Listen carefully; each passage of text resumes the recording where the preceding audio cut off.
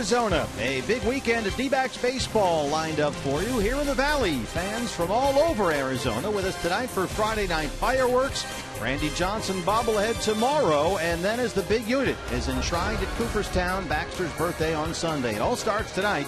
It's the D-backs and the Brewers, the second of a four-game series, with you on Fox Sports Arizona. And good evening from Chase Field. Welcome to the broadcast. Steve Berthiaume, Bob Brenly along the way. We saw a terrific pitching effort last night from rookie Zach Godley. And Bob, tonight in his fourth start after Tommy John surgery, I guess it's Patrick Corbin's turn. Yeah, follow the leader, Patrick. Great outing by Zach Godley last night. And Patrick Corbin has been very good, no question about it. If there is a concern, it's stamina. He's looked very good in the early part of ball games. Occasionally has run out of gas once he gets past that fifth inning. So hopefully for Patrick, a little more length in the ball game today. His stuff has been really good. Well, it's Patrick Corbin up against Jimmy Nelson for the Brewers last night. I don't know if it was the throwback Thursday uniforms or what, but the offense woke up 8 runs, 13 hits. Yeah, it's hard to believe in a game the Diamondbacks struck out 16 times. We're going to talk about how good the offense was last night, but they did put 8 runs on the board. Hit over 360, had 5 extra base hits, and you see the numbers on the right over the last 4 games, so it's good to see the offense waking up. Well, last night we already knew we had Goldie. Now we've got Godley. Zach Godley making history in his Diamondback debut. We'll have more on that. Then first pitch, the D-backs and the Brewers on Fox Sports Arizona.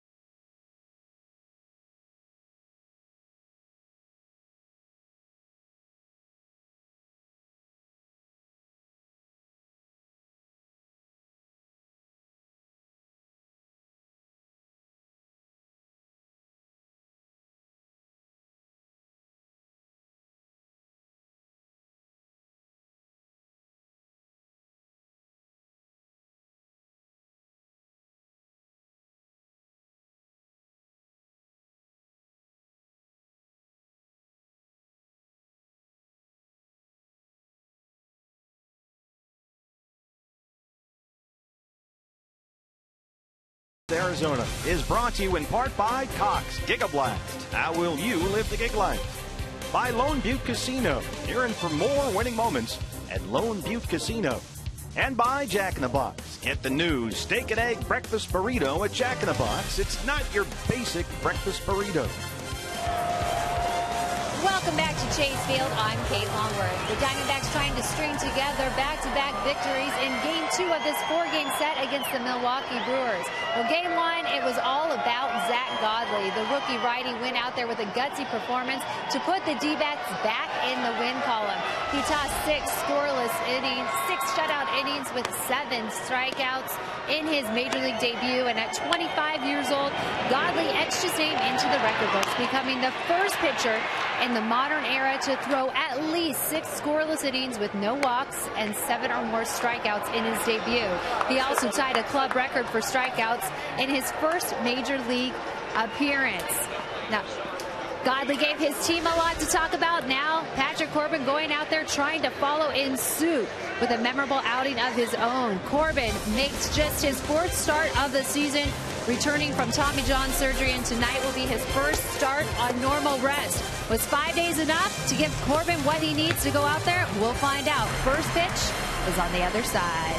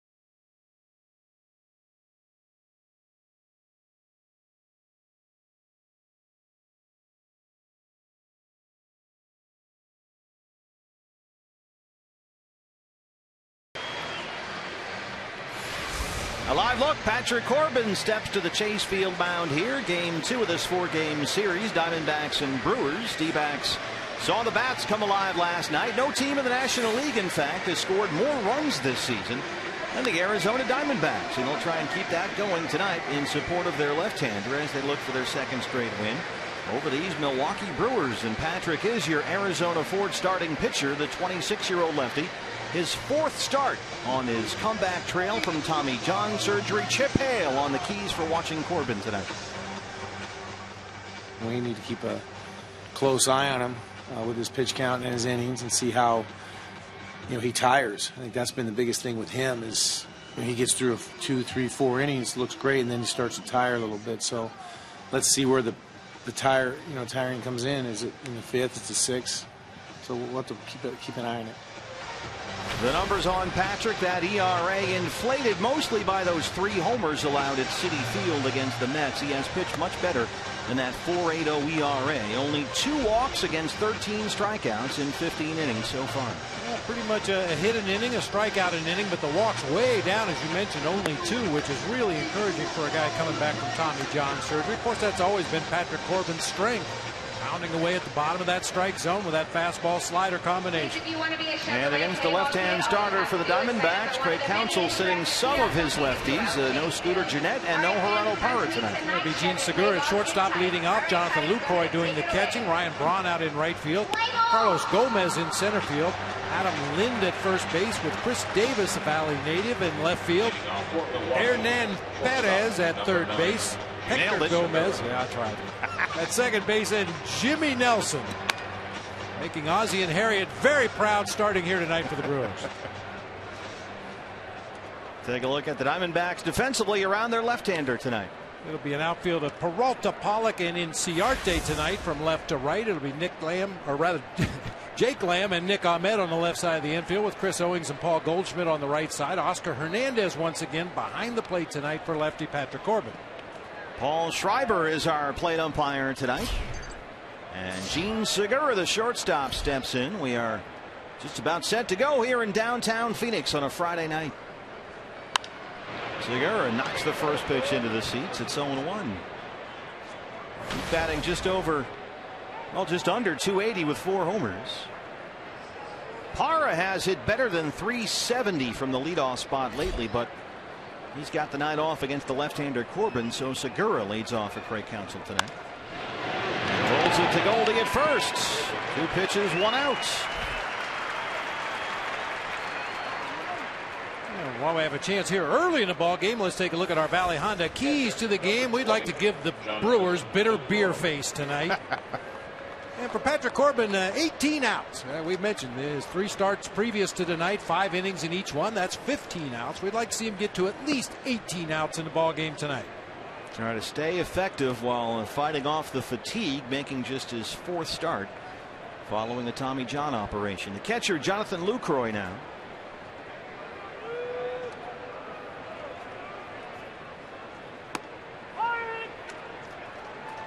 Lucroy 242 and 3 home runs. 1 for 4 last night. He had a late single in the ball game.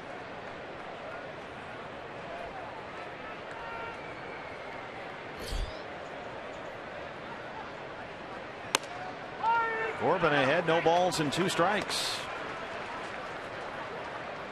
He's a good hitter, and an especially good one in this ballpark. Yeah, he's a good hitter in every ballpark, but really likes hitting here at Chase. Like a lot of visiting players that come in here, tremendous batter's eye in center field. The ball tends to fly pretty well, especially when the roof and panels are open early in the season. Didn't get the call there from Paul Schreiber. It's 1-2. You know, when guys carry a high batting average, one thing we tend to overlook sometimes is the quickness of the infield grass. The ball really gets through fast here at Chase Field. And some hitters are able to take advantage of that.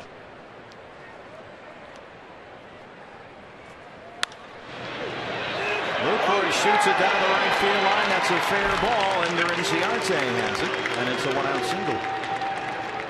Do different infields get different reputations for being slow or fast or slick or hard? Oh, sure, and depending on the style of pitchers that you have in your rotation. All those years I played with the Giants, a lot of split finger fastball guys, so we always let the grass get very high in the infield, to Will Clark's dismay.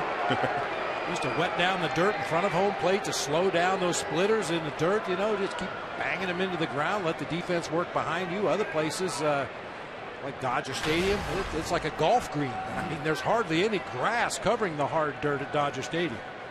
Ryan Braun, 268, now 17 home runs. Off the mound. Nick Ahmed, what a play! Holy cow!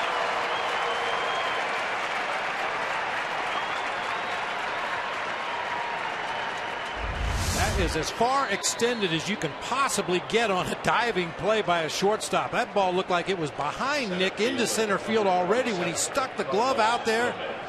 Knocks that ball down, able to shovel onto CO for the out at second base. Ryan Braun runs way too well to double him up on that play, but what a great stop. Man, that saved a first and third situation right there. Phil Nevin told me that in spring training. He had Nick in Reno all last year. Like by the middle end of the year, you are just going to love Nick Ahmed. You learn to appreciate what you got down there. Here's Carlos Gomez. Yeah, it's funny. I was talking to Craig Counsell before the ball game today about Nick Ahmed, and he said, I really feel like I dropped the ball on that kid. I said, well, what are you talking about? Of course, Craig Counsell, before becoming manager of the Brewers, was a special assistant to the general manager and president, and had a variety of roles, and one of those was scouting. And he had a chance to see Nick play in the minor leagues. He said, I should have filed a better report on him. I knew he was going to be a great player. Wow. I knew he was a tremendous defender. I should have fought harder for the Brewers to go after Nick Ahmed. Well, we're glad they didn't. Carlos Gomez 0-1. 270 and 8 home runs.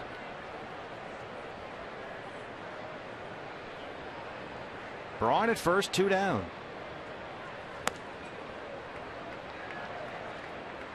Gomez 1 for 4. He had a double last night. He's hit in 4 straight.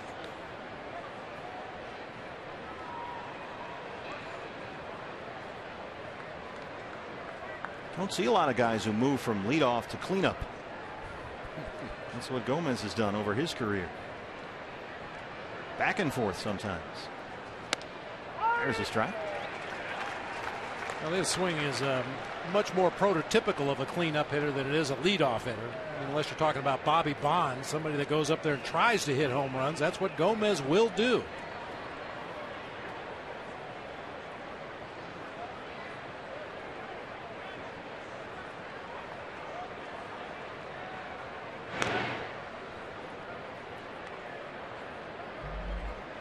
Keep an eye on Braun. 14 out of 15 in stolen bases this season. He and Gene Segura, the 2 real threats to steal a base on this Brewers ball club.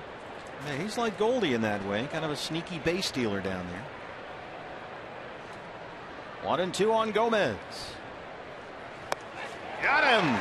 Tied him up inside. Corbin a strikeout. Some tremendous defense behind him by Nick Ahmed. It's a scoreless top of the first, just underway at Chase Field.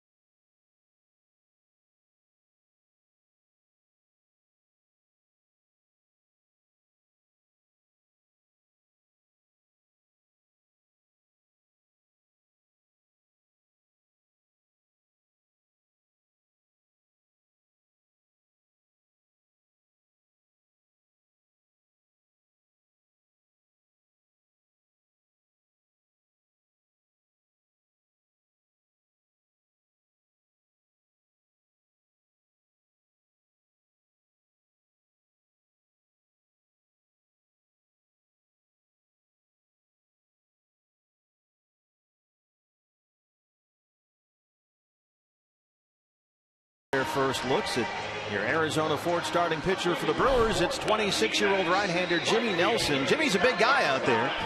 6'6", 245, second-round pick out of the University of Alabama 5 years ago. For a scouting report, we went to Jake Lamb. Good fastball, and so we're going to be looking for the heater, aggressive on the heater, and he's got slider, curveball, a little changeup he throws every now and then, but he's got a good fastball, so we're looking to hit that. A 4.21 ERA. Craig Counsell says Nelson has been a little uneven this year, but he's done well lately. He's won 4 of his last 5 starts. Jimmy can be inconsistent. Craig was telling me before the ball game he had a start at Kansas City against the Royals, gave up 11 hits in 5 innings, and Count said every ball was hit on the barrel of the bat in that game. Even the outs were hit hard, but came right back the next outing against the Mets when 8 strong innings gave up only 2 hits. Ender Inciarte, 292 and 2 home runs. One of those homers came off Jimmy Nelson, May 29th at Miller Park. And Jimmy's down 0-2. 2-0, I should say.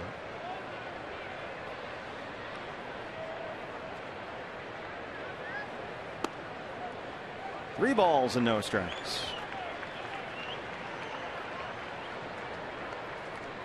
Ender's done very well since he's come off the DL. 2 hits and a walk last night, and a double and an RBI. Takes a strike.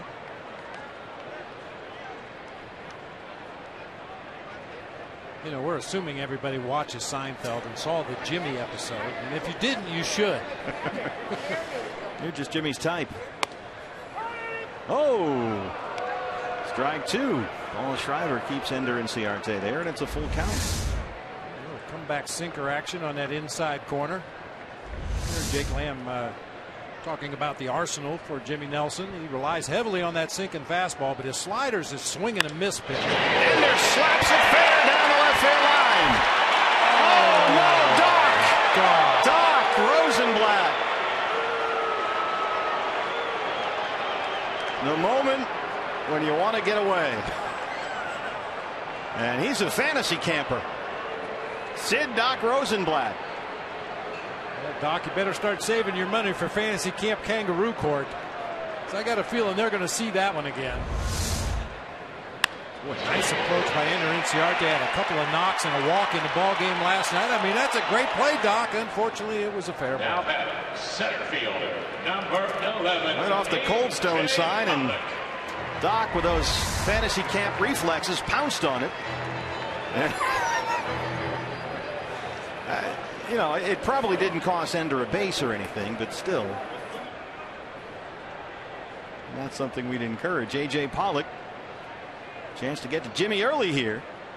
And one thing to watch with Nelson, he's had some rough starts to ball games. His first inning ERA is 8.53 this season. He's given up 20 first inning runs, including 3 homers. Now, he's a guy who tends to get better and more comfortable as the game wears on, if he gets into a rhythm with that power sinker. But he says lately it feels like a broken record for him with these runs in the first. It's been a big issue. So we'll see if the Diamondbacks can make it a little worse here. Hey, you look at the splits for Jimmy Nelson. First plate appearance in a game, opposing batters hitting .275. The second plate appearance, it drops down to .248. And then the third plate appearance, it drops down just over 200. 20 runs allowed in the first inning in his 19 starts. An 8.53 ERA in the first. And he's already got a runner in scoring position and no outs.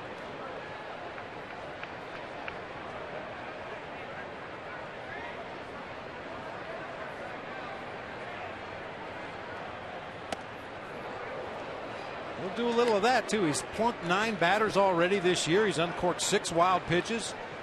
You can run on Jimmy. Opposing base stealers are 13 out of 17 on the season.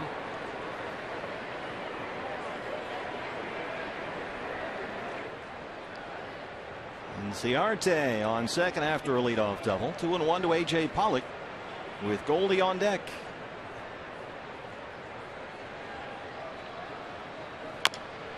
High chopper foul. Take a look at the lineup for Chip Hale's Diamondbacks tonight. Ciarte with that leadoff double. He's out in right field tonight. A.J. Pollock at the plate. He'll be out in center field. Paul Goldschmidt at first base.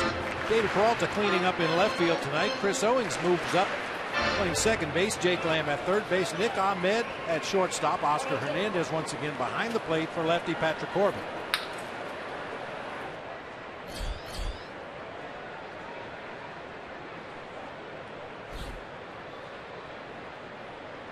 Two and two.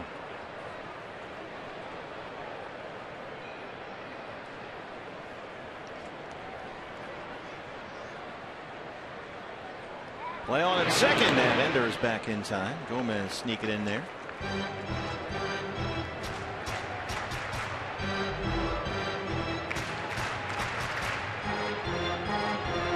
Well, Nelson coming off a win over the Pirates at Miller Park last Saturday. He was really good. 8 strikeouts in that game.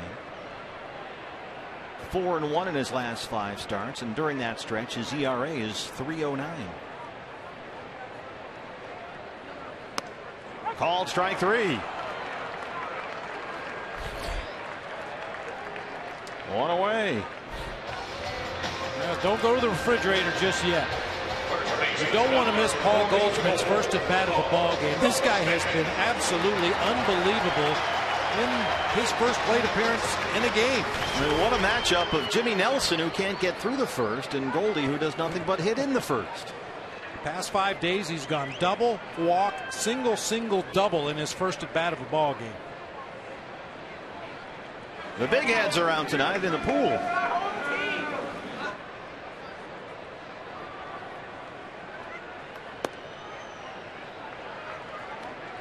Goldie leading the National League in batting average and RBIs. It's a triple crown watch for Goldie this year. He also leads the majors in walks and has a lot of ownage here against Milwaukee.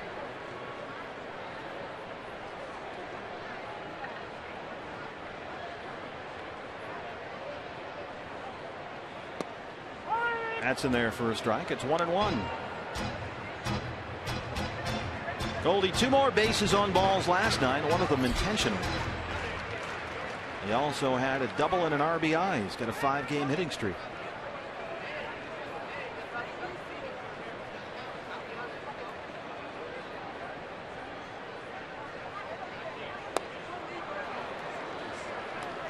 One and two. You mentioned that Jimmy Nelson slider. That's his swing and miss pitch. Usually when he gets in trouble with runners in scoring position, that's his go-to pitch. He throws it for strikes consistently and gets a lot of swings and misses.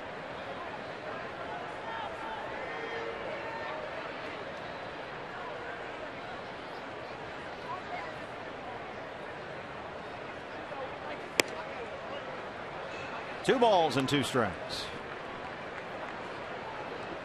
Diamondbacks faced Jimmy Nelson May 29th at Miller Park. He got a no decision. D-backs won the game 7-5. He went 6 innings, allowed 4 runs on 7 hits, had 8 strikeouts, and did not walk a batter. This is inside and it's full 3-2. That was one of only 2 starts all year for Nelson, in which he put up a 0 in the walks column. The numbers from his start at the end of May against the Diamondbacks.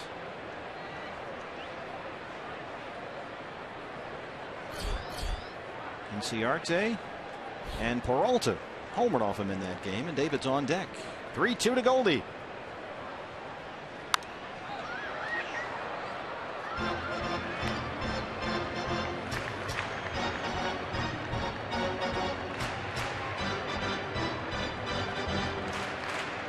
Jimmy's already thrown 17 pitches in another rough first inning for him.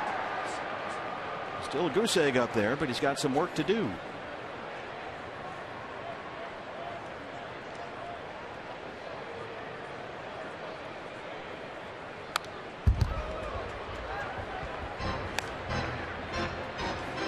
Throw that one up there again. That's that slider I've been talking about. He really hung that one, however. Belt high, outer third of the plate. He got away with one.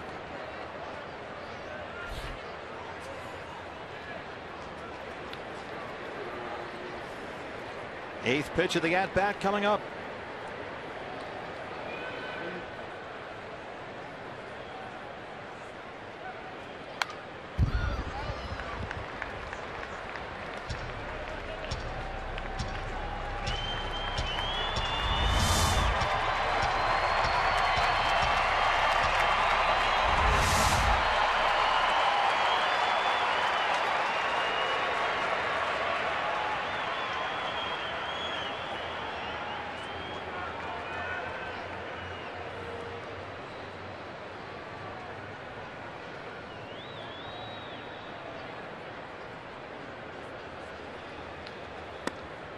Ball 4.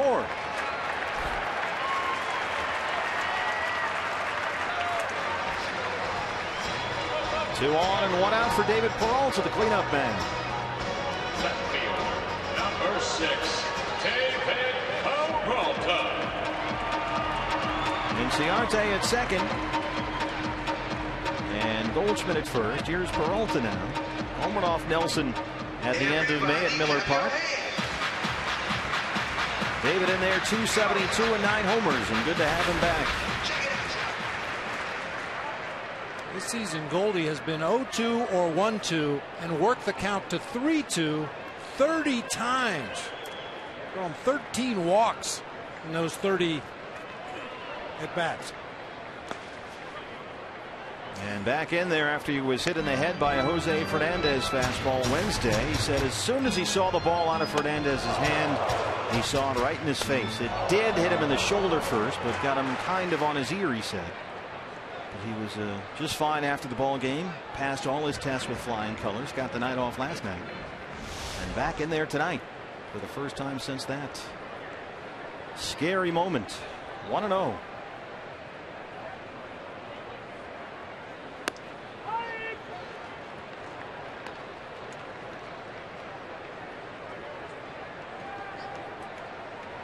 He did get the chance to speak to Jose Fernandez afterward. Martin Prado arranged a phone call between the two.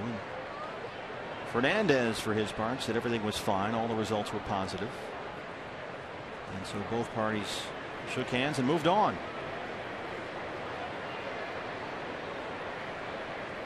1-1 pitch.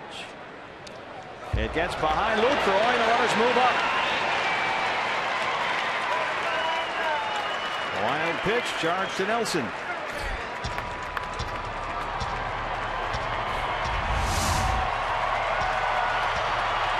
Jonathan Lucroy reacted almost like he was crossed up. That hard slider started inside, moved farther inside and down. And Lucroy usually very sure-handed back there behind the plate. Didn't corral that one.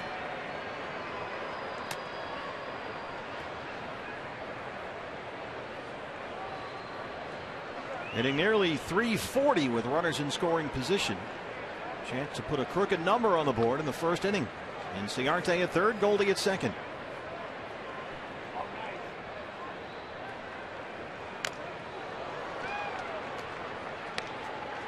Hey fans, anytime the D-backs score 5 runs or more, Taco Bell is giving away 3 free tacos with the purchase of a large drink between 4 and 6 the following day at participating locations.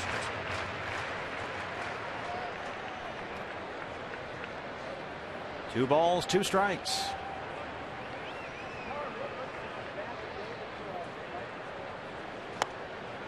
It's full. Nelson really laboring here in the first. 25 pitches.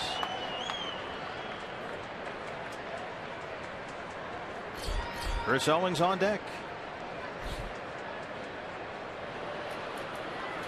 3-2 on Peralta after walking Goldie.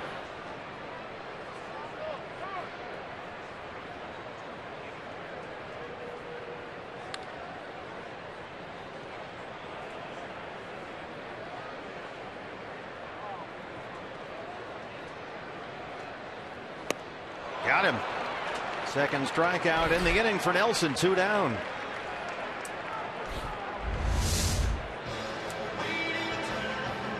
Slider mania once he got runners on base, especially 2 runners in scoring position, really going to that pitch. I mean, this is a guy that usually relies on a lot of sinkers, but he's got a lot of confidence in that slider as well, and he's under a lot of watchful eyes tonight, as is everybody on this field. Over 20 scouts here at the ball game tonight, including 3 representatives from the Boston Red Sox, led by former Sun Devil Eddie Bain.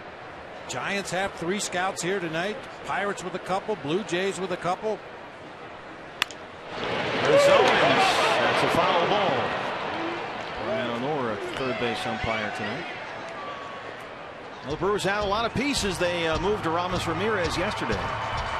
Segura's rumored to be in the mix. Adam Lind as well. Maybe a pitcher or 2. But the Diamondbacks right now need a big 2-out hit from Chris Owings. 231 and 3 homers.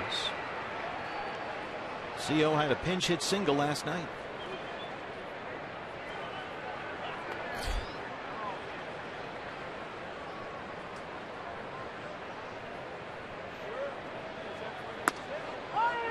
Well, Nelson, who has already had 3 3-ball counts through 4 batters so far, is ahead of Owings 0-2.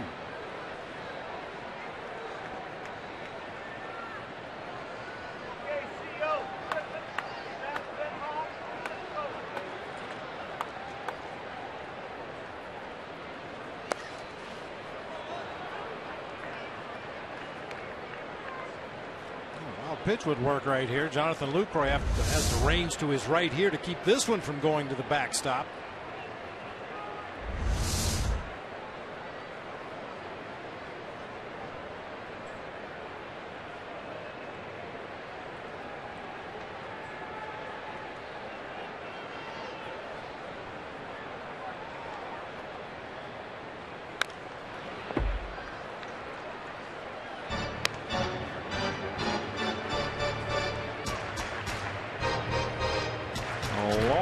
First inning, another one for Jimmy Nelson.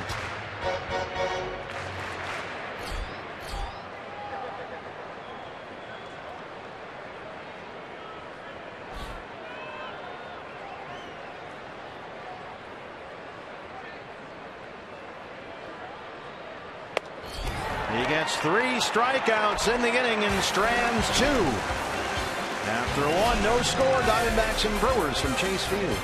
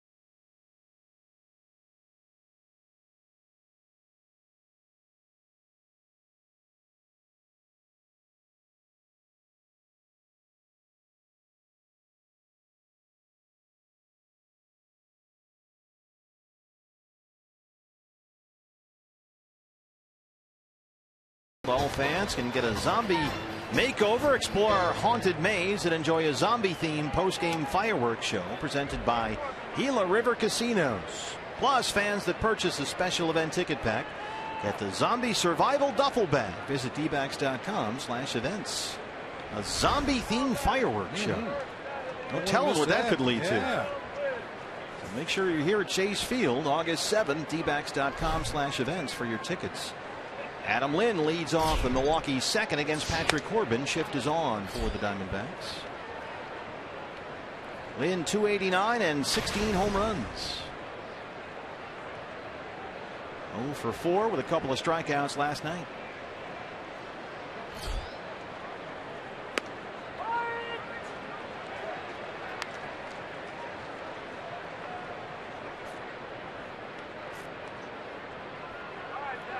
One and one. Adam Lind hitting over 300 against right-hand pitchers this year, but that average, as you see, dips below 230 up against lefties. And all of his 16 home runs this year have come against right-hand pitchers. A little nubber. That's Jake Lamb. The shift is on. One away.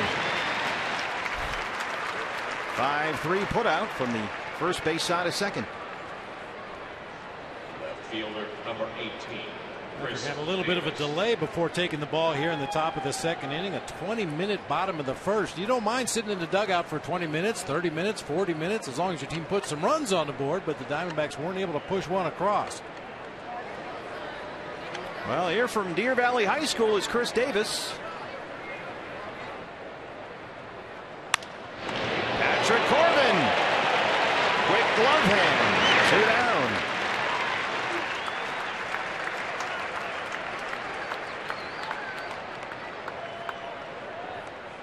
Davis getting the start tonight against the left-hander with Gerardo Parra on the bench. Brings up Hernan Perez. Remember last night he had the wrong shirt on. Look at his jersey says Brewers. Everyone else said Milwaukee. And this was the, well, I guess the Doc Rosenblatt moment where you realize that you've done something wrong. Made a mistake. It happens. And he hit a double with the Brewers jersey on, changed into the Milwaukee jersey. I still think they ought to take that double away. He wasn't in the same uniform as the rest of his teammates. Here's the best part. After he changed jerseys, he struck out twice. I guess that's the kind of the situation in baseball where you make a mistake and you really do have to wear it. Ooh. Yeah. 0-1.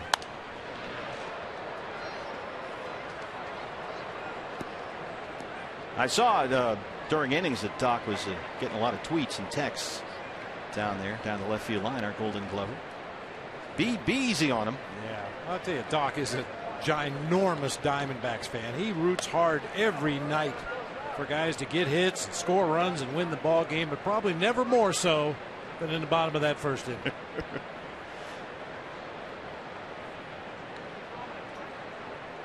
1-2 pitch. Doc during the offseason and in spring training hosts some of the guys from minor league camp at his house. These poor guys have no money. They have no place to stay. You know, they don't want to be 6 in one hotel room. So Doc makes his home available. Some D-backs minor leaguers. That's well hit. Kicks it off the wall, and Perez is in at second with his 9th double. He doubled in his first at bat last night.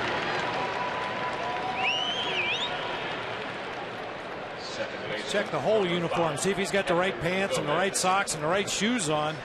This ball was struck well. Fastball up around the belt. Perez showing a nice quick swing, barreled that one up. David got to it, but then couldn't quite hang on. I don't think they had a chance at second base anyway. So Perez in scoring position, 2 down for the second baseman Hector Gomez. Gomez struck out as a pinch hitter last night.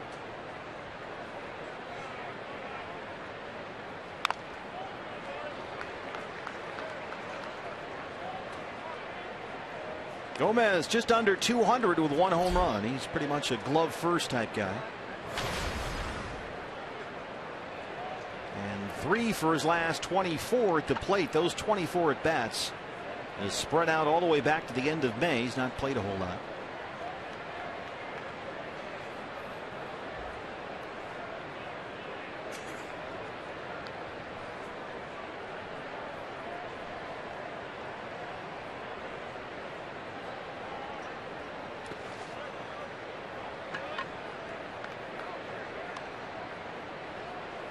Oscar Hernandez, he knows he's going to be busy with Patrick Corbin on the mound. That back foot slider to the right-handed hitters, that's where a lot of them are going to end up, in the dirt, down low and in. Be ready for that every time you call for that slider.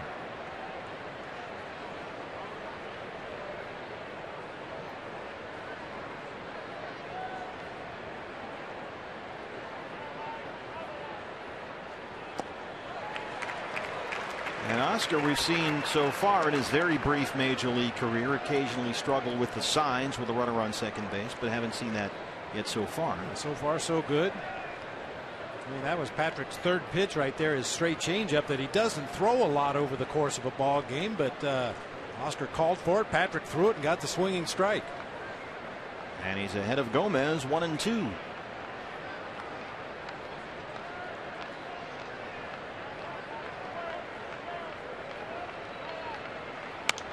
Reaches out and knocks it back to the mound. Corbin's on it. And he strands the 2-out double. No score at Chase Field.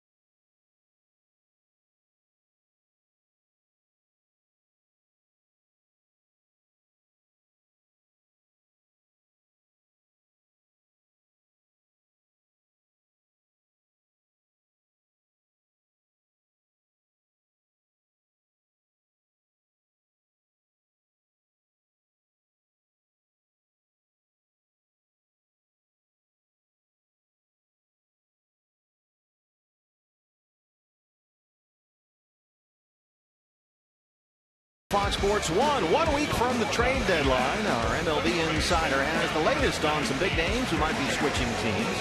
Braxton Miller, the Buckeyes, switching positions. Why will Cardell Jones be watching from the sidelines? And a former league MVP looks for his first win of the year. That's all tonight on Fox Sports Live.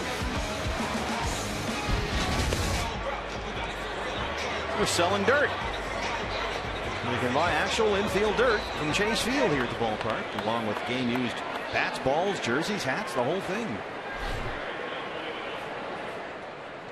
That's the dirt they sell. And we don't just sell the brown dirt. That's anybody.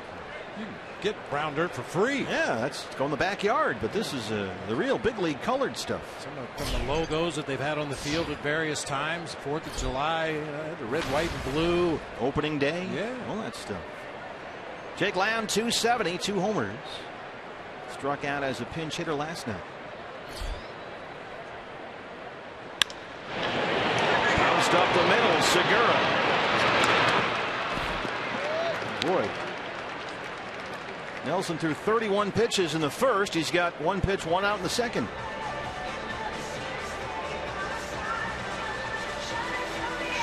Brings up Nick Ahmed.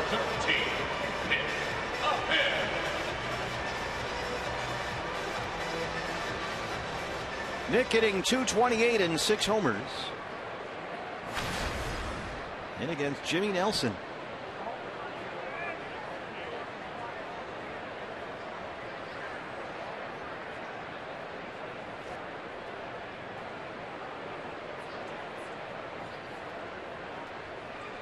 A ground ball out, 1 quick pitch from Nelson. And when he's on, that's what you'll see. Got that power sinker that averages 94 miles an hour this year, and he'll throw it 35% of the time. And Nelson, a ground ball rate just under 50%. That ranks him top 25 among all major league starters.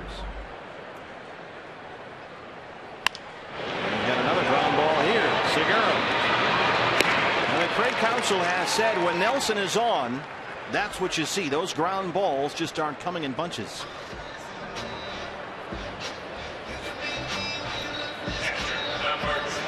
Oscar Hernandez now. And that's who Jimmy Nelson is going to be. He might struggle with command of that 4-seam fastball, the curveball, especially early in a ball game like we saw in the first inning. But when he goes to that sinker and then relies on it, he tends to settle into a rhythm out there and just starts rolling ground balls.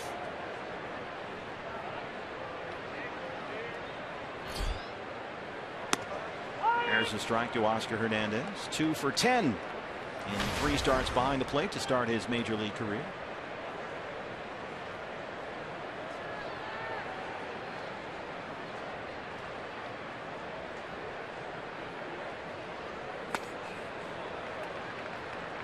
Hey fans, when the D-backs win, you win at Papa John's. The day after every Diamondbacks win, you get 50% off your regular menu price online order at Papa John's. Enter promo code DBACKS50 at papajohns.com. Zach Godley. What a night it was for him last night. And some emotional pictures of his family meeting him after the ball game down by the clubhouse in the hallway there. Just hugs and tears. It was something else.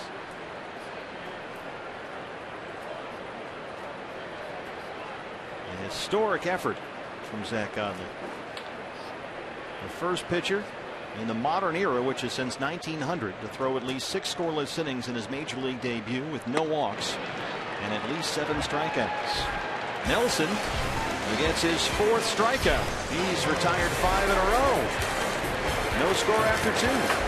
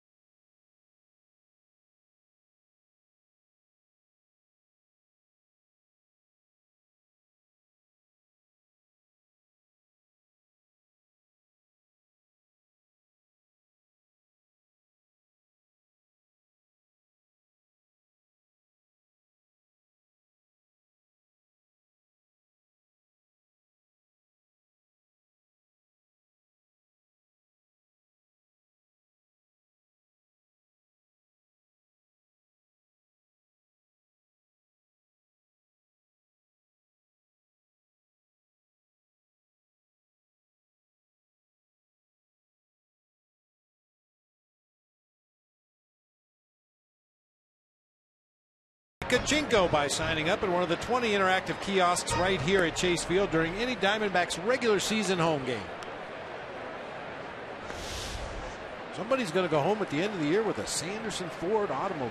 Ooh, it's always a dramatic day. They bring them all out on the outfield warning track and they count them down until there's just a couple of left and somebody drives home in a new Sanderson Ford vehicle. They give you the keys and you take your turn, you get in the car, you put your key in the ignition and see if it'll fire that baby up. I used to have a car like that. Ooh. Sometimes it, you know. Sometimes it worked, sometimes it didn't. You're calling, hey, I need a ride. Now with the car you're going to get here this year at the end of the season, that's going to be gorgeous. Jimmy Nelson. Jimmy's up. Jimmy with a big hack. Jimmy's down 0-1.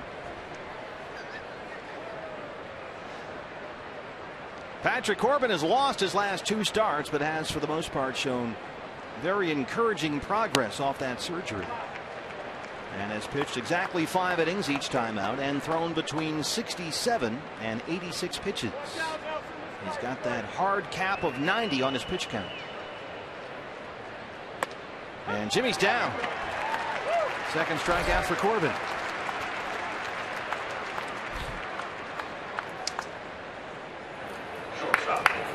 That's what you're supposed to do with the opposing pitcher. I mean, unless you're facing Madison Bumgarner or somebody that really swings the bat. Well, go right after him. Bingo, bango, bongo. Go back and sit down. Don't waste any time with that pitcher. Don't run your pitch count up dealing with the pitcher. Just throwing 3 strikes, get him out. Weren't the bingo, bango, bongo, weren't those the banana splits? Remember the banana splits? Yeah, I remember. Of the banana splits, I can't say, but I think those were the names. When they went down that big slide. Gene Segura. It's retro TV night here at the ballpark. Segura grounded out his first time. 1 ball and 2 strikes now. Segura batting nearly 400 in July. This guy's been a tough out lately. 25 hits in 16 games this month.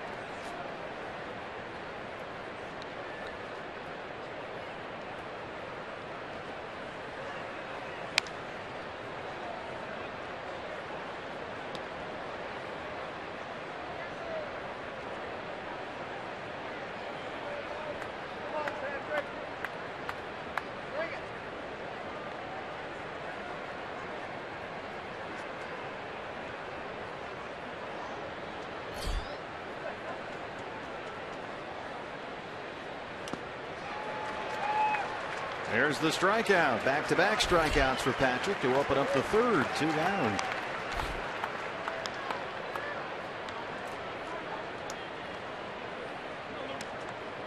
You know, talking about Patrick's stamina, and we always talk about his arm strength, and I've mentioned this before. It's not always just the arm that takes a while to come back into baseball shape. You get your legs in shape, your lower back. Everything has to be ready to pitch deep into a ball game. I would venture a guess right now Patrick's arm probably feels better than a lot of parts of his body.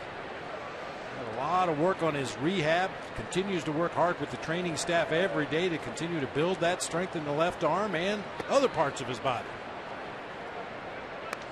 Jonathan Lucroy singled his first time. Well, Chip Hale says the coaches expect 5 innings out of Patrick Corbin in each one of these starts after the Tommy John. And if he goes more than that, even better, but that's right up until he runs into that 90 pitch count. And Chip says that's why they have an extra guy in the bullpen. They're trying to make sure there's somebody with a little bit of length back there ready every time Patrick pitches.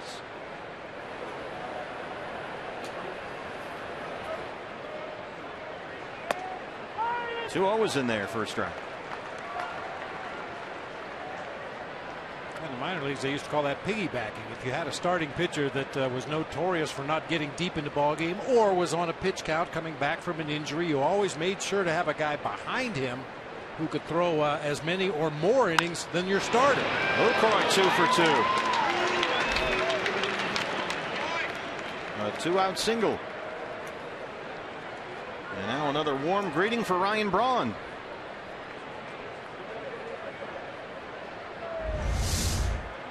Right fielder, Ryan Braun.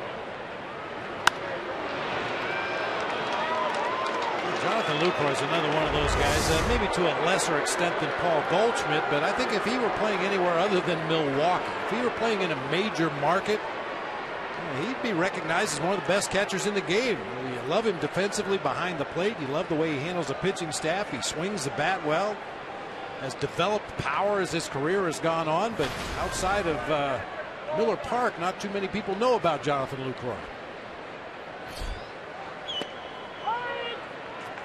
Ron grounded into a fielder's choice his first time up. Well, Lucroy has one of the most team-friendly contracts in all of baseball, especially for a guy who's one of the best at his position in the big leagues. 5 years, $11 million. The Brewers have a big-time bargain right here. Blue light special. Man, that was get an offensive-oriented defensive catcher for that money. Sky high near the right field line. Ender Inciarte in fair territory. And Patrick Corbin strands the two-out single. No score as we go to the bottom of the third.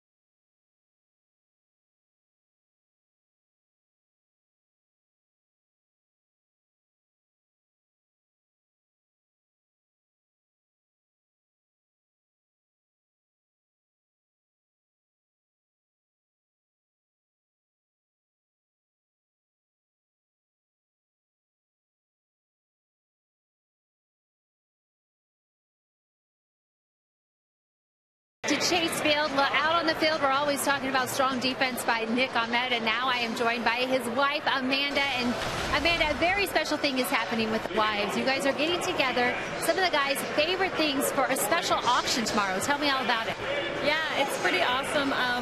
Are doing it for Christmas, for domestic violence. We put together a few of the guys' favorite things, so these are really interesting and all different, so it's awesome to know your favorite player. Yeah, take me through. Let's basket. What's in here? What will we find? And what can fans bid on? There's a bunch of autographed things from Nick, but my favorite is the Jesus Calling book. We're both strong believers, so that's awesome. 365 days of devotional. And then there's a Nick Ahmed bobblehead, a Final Four basketball hoop, Go Huskies. And just a few other things, like a Starbucks gift card. He loves coffee, so that's in his. Yeah, the Starbucks card, that grabbed my attention. But if you're an All-Star fan and an AJ Pollock fan, a lot of things to be seen in this one. AJ has his whole All-Star collection on display here. And tell me, you were putting these all together, you and the wives, this whole week. What were some of the most outrageous things that fans can find in these baskets? I mean, Goldie's and Perez's basket's pretty big, so they were too heavy to take down here. I would say the most interesting would be Chase Anderson's basket. It has a I Love My Wife mug, which I know is true, and a dog bed. They have 3 dogs, so her basket's really fun. So basically, fans, tomorrow you're going to be encouraged at the game. Head over to section 131 and start bidding on these. You know you love the players out on the field, but get to know their personalities, find out what their favorite things are, and as you heard, all these funds go to a great cause. Great job by all the wives and the girlfriends to get involved there. D-backs favorite things auction. As Patrick Corbin grounds out to open up the bottom of the third, and here's the leadoff man, Ender Inciarte, who doubled to Doc Rosenblatt his first time up. 6 in a row now, set down by Jimmy Nelson. Here's a strike. By the way, I Mitch Riggin, who's an authority on these things from the truck, tells us that the banana splits were Fleagle, Bingo, Drooper, and Snork. Oh, there you go. Well, Mitch would know. Base hit for Ender. Doc stays seated that time, and it's a 1-out single. If I'm not mistaken, Doc now leads all Gold Glovers in runs saved. Center fielder. Our Golden Glover metrics. Have to get Dr. Ed Lewis on that. Who's A.J. Pollock? Boy, Ender's done nothing but hit lately since he came off the DL. It's his third straight 2-hit game, Ender Inciarte. A.J. struck out looking his first time up.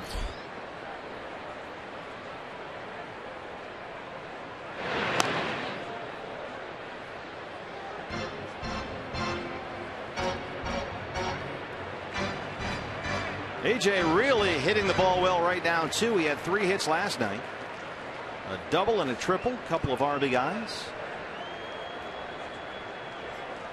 He's hit safely in 3 straight games, 6 of his last 7. Roller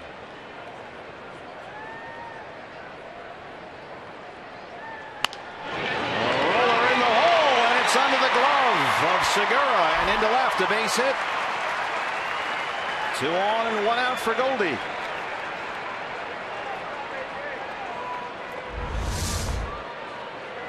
Very well placed ground ball that time. That sinker got in on AJ just a little bit, but muscled it past Gene Segura into left field. Put 2 runners on for Goldie. He walked his first time up. First baseman, Paul Goldschmidt. Goldie now with a 5-game hitting streak. He's had a slow start to this month, but it's now back up there. He's hitting an even 300 in July. And a National League leading 344 on the year. Well, we gave you the numbers for Goldie in the first inning. He carried out to the 3rd inning as well. Innings 1 through 3. He's nearly a 400 hitter with 17 extra base hits.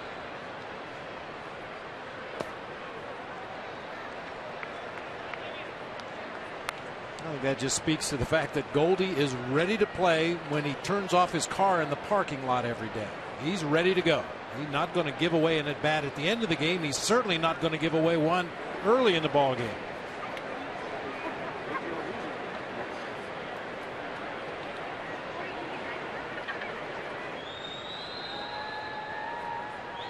There go the runners. Lucroy has to backhand it on the short hop, and he's got no throw. The double steal. That's number 10 for Inciarte, number 21 for A.J. Pollock. Well, with that double steal, the Diamondbacks have exceeded their stolen base total for the entire season last year.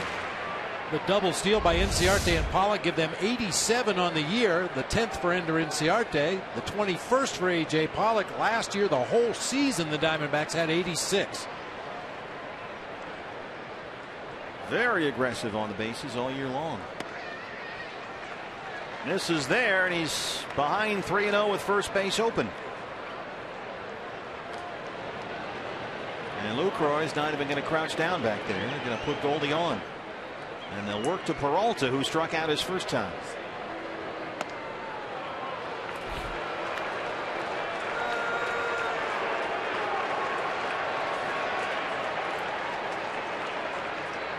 Walk your dog, not Goldie. Leads the major leagues in walks. Walked twice last night. A couple of walks so far tonight. They're loaded, 1 down for Peralta. 21st intentional walk of the season for Goldie in the National League alone. He's 10 ahead of Bryce Harper in that category. Unfortunately, the Diamondbacks still looking for that big knock after the intentional walk. They're 0 for 17 after a Goldie intentional walk.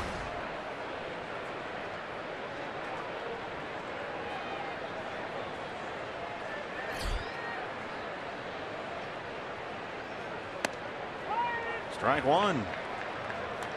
David Peralta last 24 games, 14 extra base hits and 15 RBIs. Another big opportunity for the Diamondbacks right here. And as a hitter against a guy that's notorious for throwing that sinker and getting ground balls, this is where you really have to look for the right pitch to swing at. Make him get it up. Don't chase anything down near the bottom of the strike zone. It'll probably result in a ground ball, and that's not what you're looking for right here.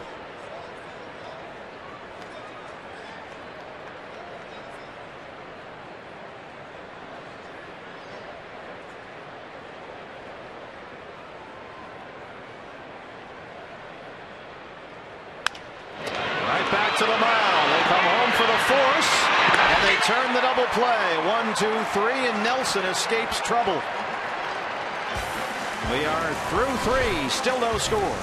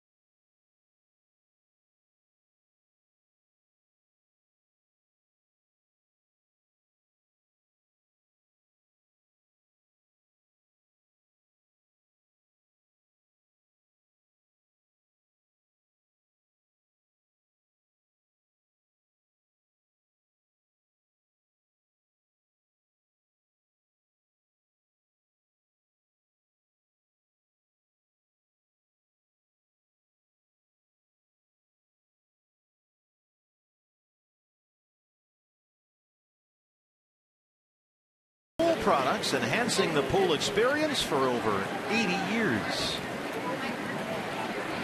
The big heads are out by the pool tonight, BB, including Harry Doyle.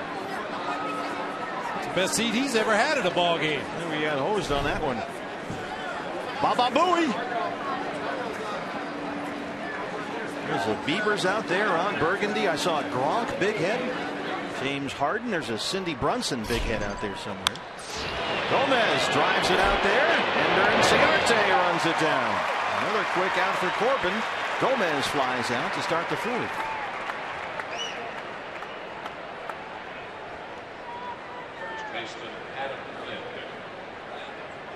Brings up Adam Lind.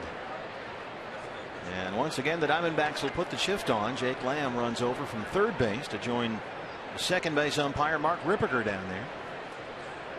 And Owings is out in shallow right.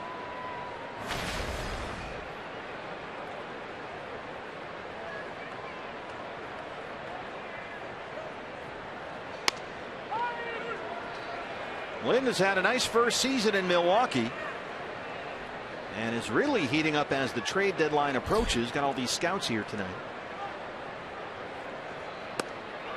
Since June 20th, he's hitting just under .330 and has 25 RBIs in his last 26 games. And he's received a lot of attention for contenders looking for a left-hand bat. He can become a free agent after this year. 1 and 2.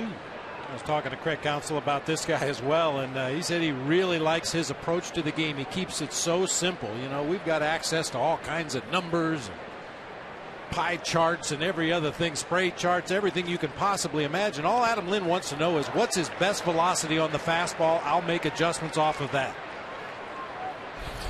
Well, he didn't adjust to that one very well. 4 strikeouts for Corbin.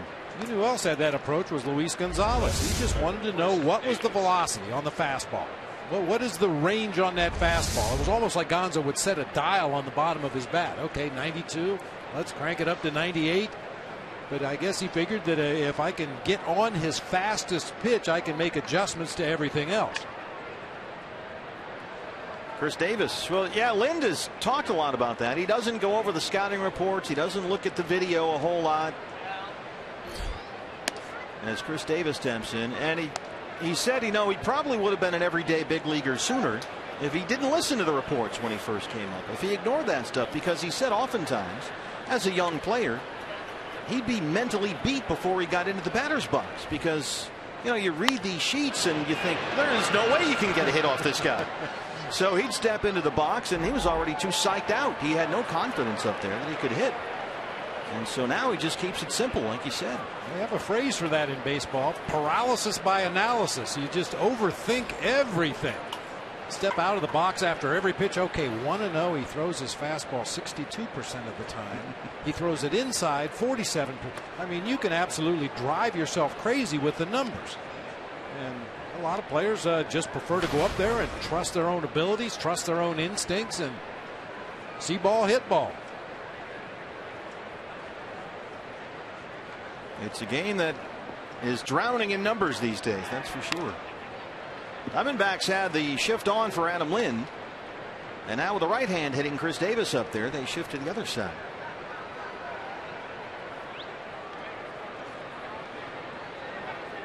Longtime Major League scout Rodney Davis, Chris's father, is now running the Major League Baseball Urban Youth Academy down in Compton, California.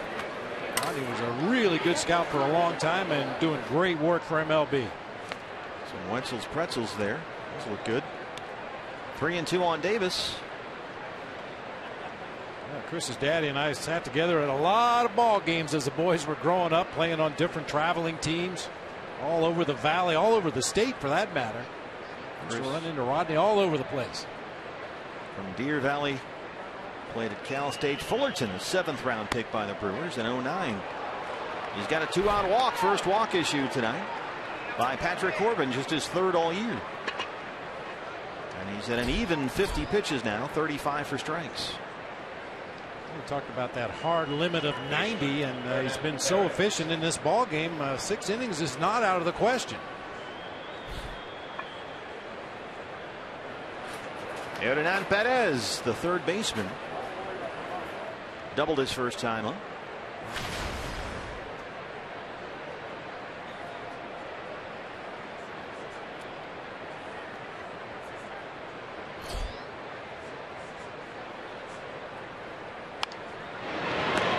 Goldie's got it. Another 1-pitch out for Corbin. He's got a goose egg up there through 4.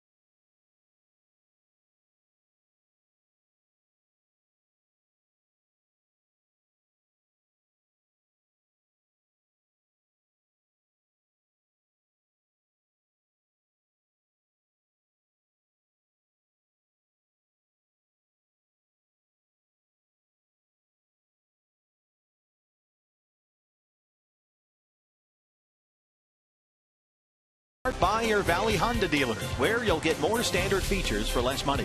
CenturyLink, your link to what's next. And by Mix One. Great taste, no face, available at local retailers. Bottom four, Chase Field, Diamondbacks and Brewers, no score. 3 hits apiece for each side. Paul Goldschmidt off that Hernan Perez ball to win the top of the fourth. Caught it on the fly. It was initially ruled a ground ball, but as you can see there, he caught it before it hit the ground. And that ended the top of the fourth. First base umpire Alan Porter never really made a sign whether it was a catch or not, so Goldie, just to be safe, went over and stepped on the bag. That's not a double play. Chris Owings, who struck out his first time up, leads off the fourth. Friday night at Chase Field. Good night to be here.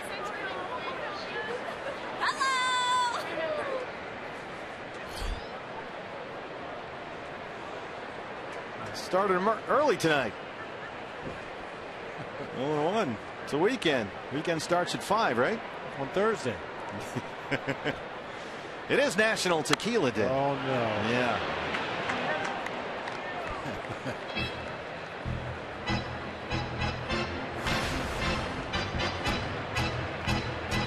We now have days for alcoholic beverages. I kind of like that.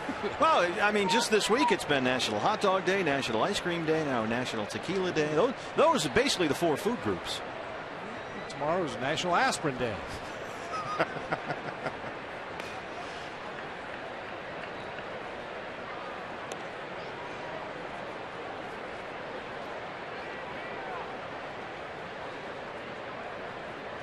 Of course, there's always Flag Day.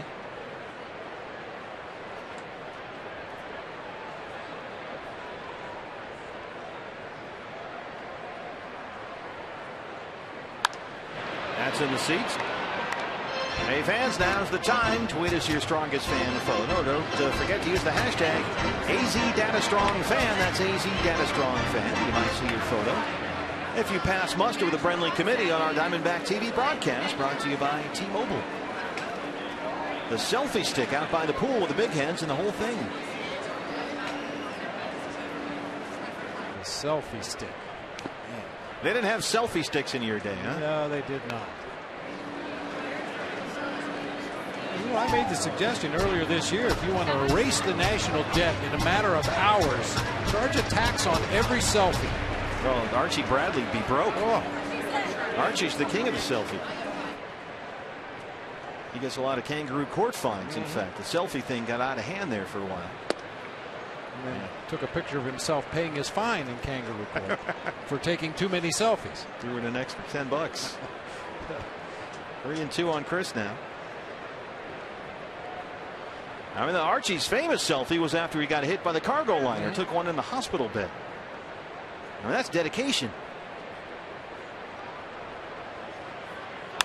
Owings gives it a ride deep to center. Gomez has it for a loud out number 1.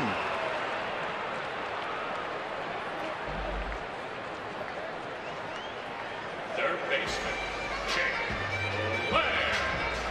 Brings up Jake Lamb. We talked about Patrick Corbin getting deep into ball games and the pitch count and the whole thing. Nelson's a guy that's gone deep into ball games lately. He pitched into the 7th in his win over the Pirates last Saturday. Completed 7 full innings in a tough 3-2 loss at Dodger Stadium. When he pitched very well, that was 2 starts ago. June 24th, 8 full innings against the Mets. He gave up only 2 hits. So he's given Greg Counsell some length in that rotation. We talked about his inconsistency, have a real good outing and then lay an egg the next time out and then come right back with another good outing. But Counsell envisions this guy as a middle of the rotation pitcher for a long time for the Brewers. They really like his competitiveness out there on the mound. His stuff plays when he's in and around the strike zone, and probably like to get a couple guys in front of him in that rotation that can put a lot of zeros on the board. But Nelson's a guy that figures in their future heavily. There's a horse out there at 6'6", 245 pounds. Just turned 26 last month. From Niceville, Florida. That's on the Panhandle, right near Pensacola. Pitched at the University of Alabama. Roll Tide. Brewers got him with a 2nd-round pick 5 years ago. 1-2 on Lamb. Another fly ball to center. Gomez coming in this time, still coming in, and he runs it down in the gap.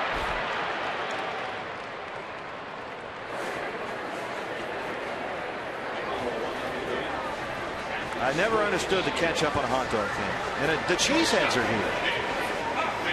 It's a Wisconsin thing. Catch up on everything.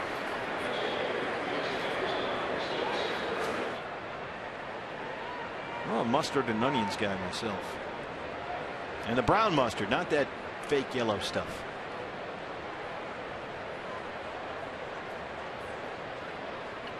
Nick rounded out his first time.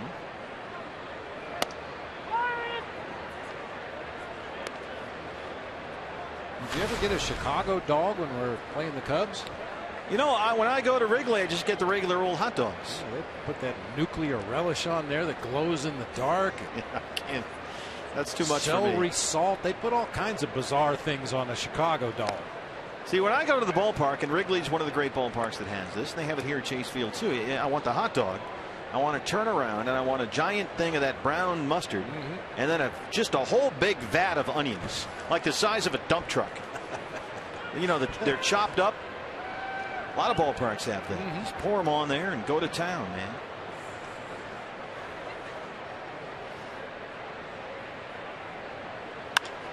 Now then, fly ball right field. It backs up Braun. 3 fly ball outs for Nelson. Scoreless through 4. There's always, of course, once you've eaten the hot dog, the churro dog for dessert.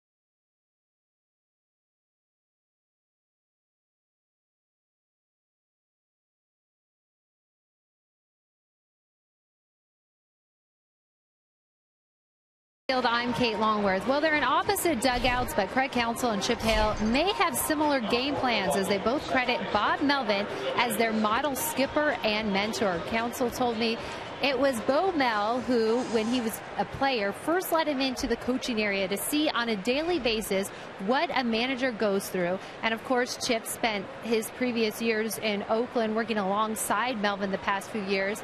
Both of them still in regular contact with Melvin. They all might be managing their own teams, but they say they stay in close contact, sometimes talking about the day-to-day things going on with their individual ball clubs, but mainly just out there encouraging each other. Of course, until they get to the playoffs, guys.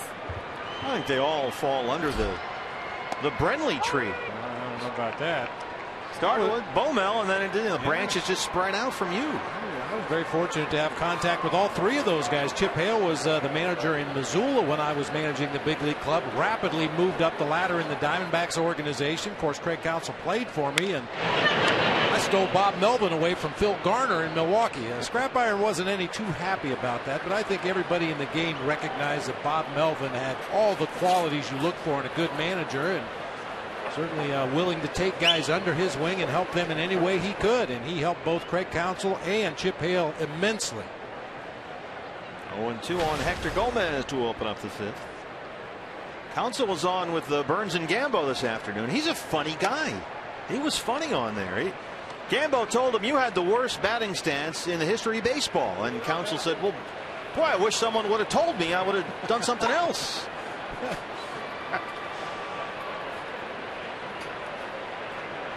We were talking about it before the ball game. One of the great quotes I read during the World Series is Hernandez will fire on to Goldie to complete the strikeout of Gomez. And one of the New York writers said that Craig Counsell looks like a guy trying to knock a spider off the kitchen ceiling with a broomstick as he took his stance in the batter's box. Bat high above the backside of his head. But then, you know, like a lot of hitters who are unorthodox in their setup, when that ball was delivered, he was in a really good hitting position. One of those guys that you wanted on your side, that's for sure. Here's Nelson, who struck out his first time. Now 5 strikeouts for Patrick through 4 1/3. Jimmy likes a DH. Jimmy's down 0-1.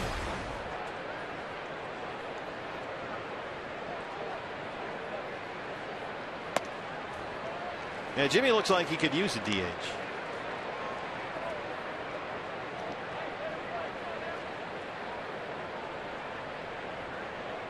So far, Patrick 5 strikeouts. He's walked 1, given up just 3 hits.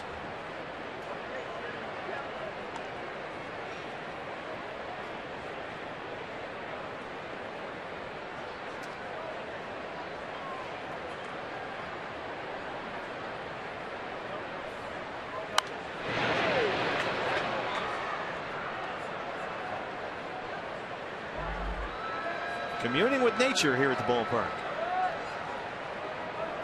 As Randy Johnson goes into Cooperstown this weekend.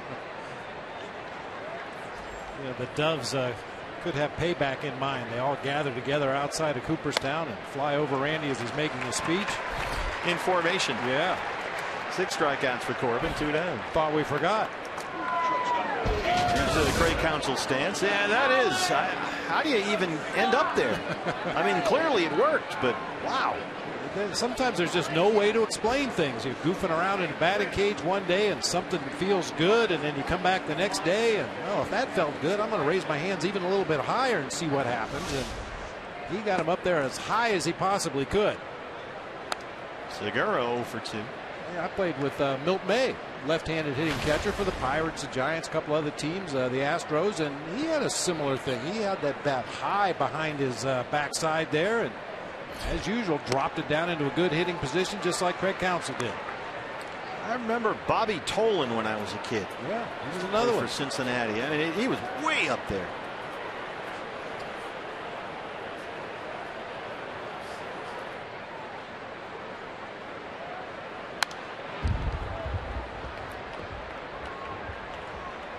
One and 2 now on Segura. You see A.J. Pollock shaded well over toward the pool in right center.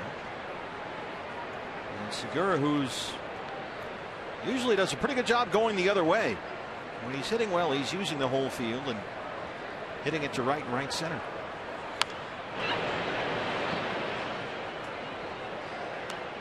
He got a little pull happy last year and his batting average suffered, but worked a lot with Darnell Coles, their hitting coach, on that.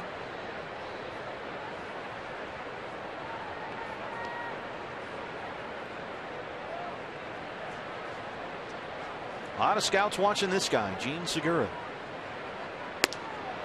2-2. General consensus among folks who are watching and reporting on the trade deadline, it's a week from today, is that the Brewers are ready to move on from Gene Segura and might move him over the next week. 3-2. He spins him around and hit him. He's got a piece of it. Paul Schreiber says, take your base.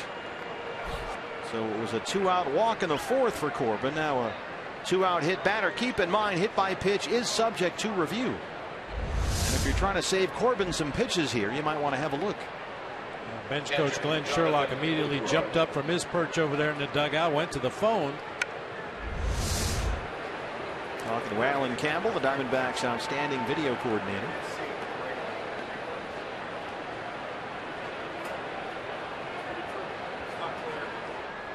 I think I heard Sherrill say it's not clear. So I don't think they have a clear look, and that's what you need. You need clear and convincing evidence to overturn the call. Doesn't look like they have it. This, we think, is our best angle. And you can't tell definitively that it didn't hit him. And so Lucroy steps in with Segura at first and 2 outs. Lucroy 2 for 2, a pair of singles.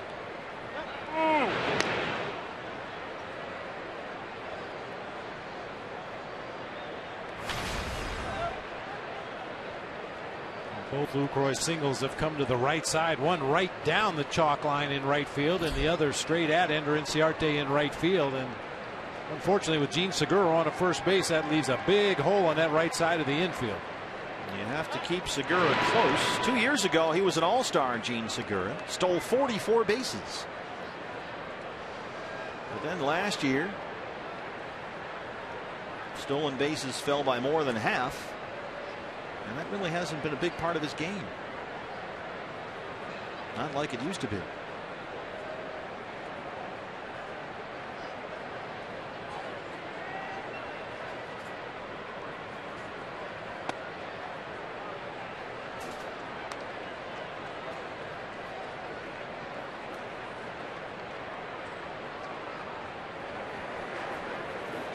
.47 brand team shop here at the ballpark. They got good stuff in there. I think she was afraid we were checking the size. It looked petite to me. I don't know.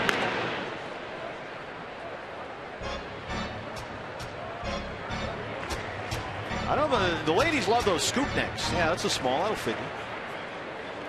That's one thing that's really changed in the merchandise for Major League Baseball, specifically the Diamondbacks.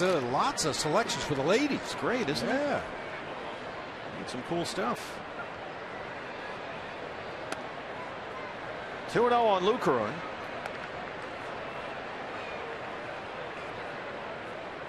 Injuries have hampered Lucroy. This is a guy who hit over 300 last year with 53 doubles. He was an all-star and finished 4th in the MVP voting. 53 doubles.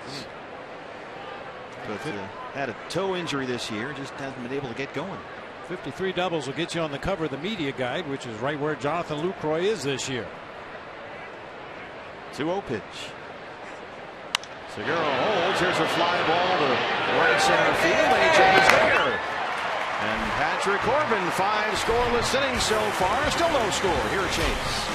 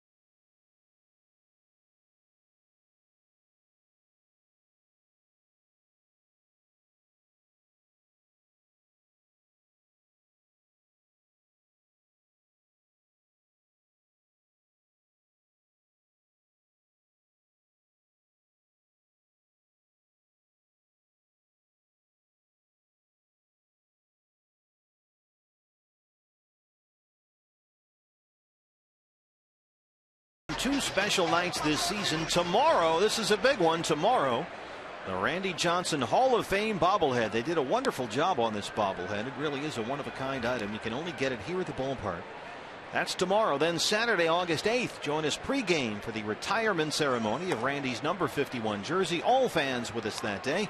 Get this commemorative T-shirt courtesy of Fry's Food Stores. Get your tickets right now for both days at dbacks.com. Bobblehead is outstanding. Got the official Hall of Fame logo. All of Randy's accomplishments on the back there. He's got his Hall of Fame plaque, which will be actually here at Chase Field coming up. And the big unit, big hand out in the pool. Oscar Hernandez leads it off. Seems like RJ's bobblehead should have been about 2 feet tall, though. Just to fair? Yeah, be fair. Tall and skinny with the big head on it.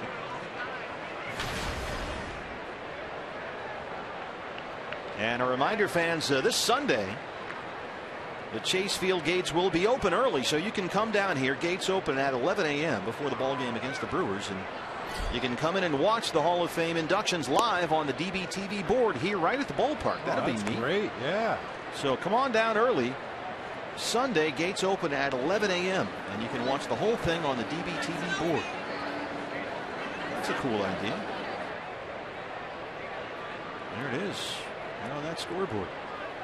And the plaques will be here as well. All of them, in fact. Hall of Fame plaques of Craig Biggio, Randy Johnson, Pedro Martinez, John Smoltz. They'll be installed following the induction ceremonies. So they'll be here for a while. Over the course of, let's see, the next several weeks, in fact. You can come and check them out. That's quite a class. Pedro Martinez, John Smoltz, Craig Biggio, Randy Johnson. That's big time. Sometimes a Hall of Fame, I mean, they're all Hall of Famers, but sometimes class okay. This is 4 stars.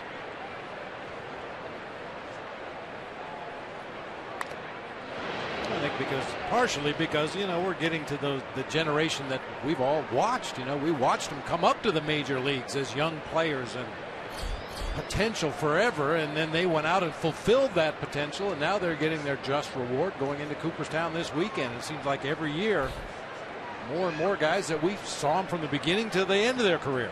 Yeah, it's not like Al Bucketfoot Simmons is going in. You've seen these guys your whole life. Yeah. Up and in. It's a walk to Oscar.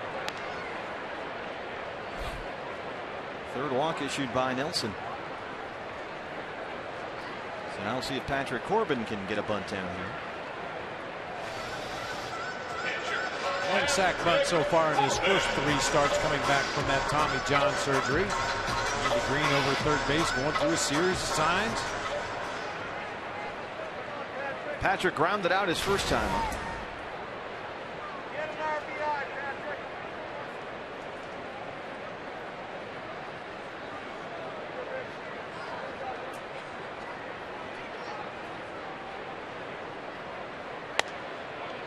Ball 1. First base side, if possible. You could clearly see right there. Perez charging from third, was over halfway to home plate by the time that ball got into the hitting zone. So in this particular situation, you'd like to bunt that ball to the first base side. Force Adam Lind to come in and make the play. Hernan Perez at third.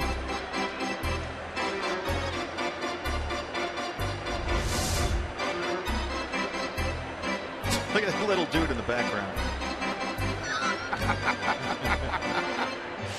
Well, that used to be a thing here back when it was Bank One Ballpark. They had characters they'd put up on the big board out there in center field that were doing just that, pumping their fist back and forth over their head, and it got to be a thing. I think the little guy's worn out. 1-1 now.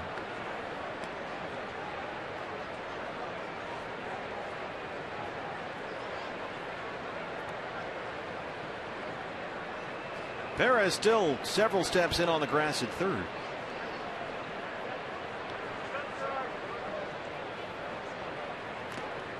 Still can't get the bunt down. Now it's 1-2.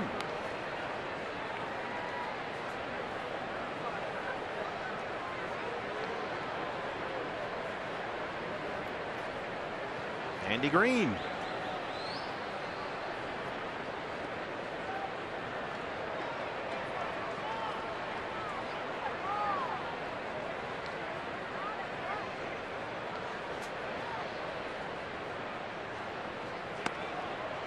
Pulls back and takes ball 2.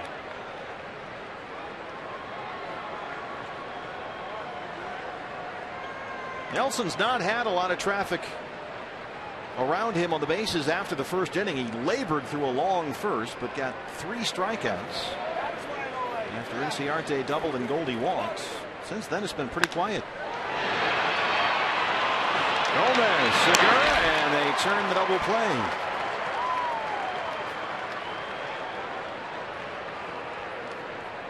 I like the fact that Chip took the bunt off right there and let Patrick Corbin swing away. He had the third baseman halfway to home plate.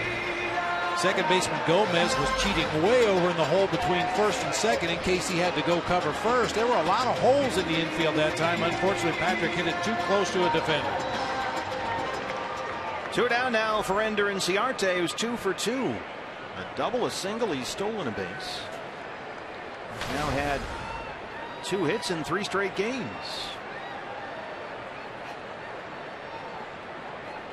He homered off Nelson May 29th at Miller Park.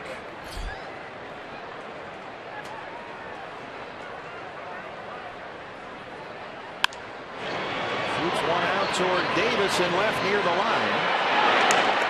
And Nelson is out of trouble. Scoreless through 5 in downtown Phoenix.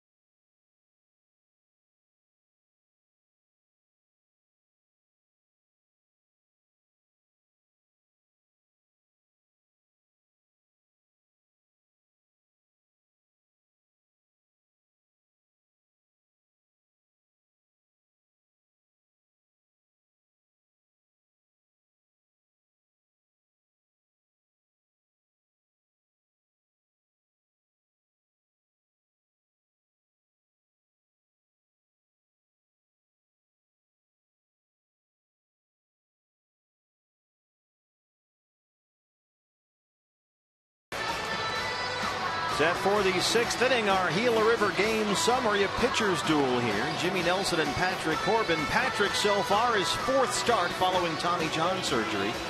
And he's been very good. 5 innings, he's given up only 3 hits, 1 walk, and 6 strikeouts.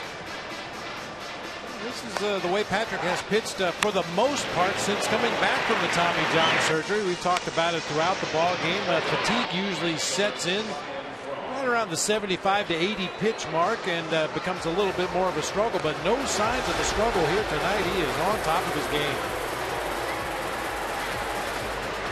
He's pitched exactly 5 innings in each of his 3 previous starts, so this is a new territory for Patrick here.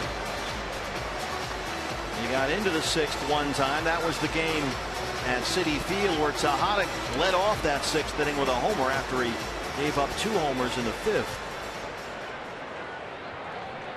He has thrown between 67 and 86 pitches in his 3 starts so far. And the first pitch here in the 6th will be number 70. Ryan Braun steps in.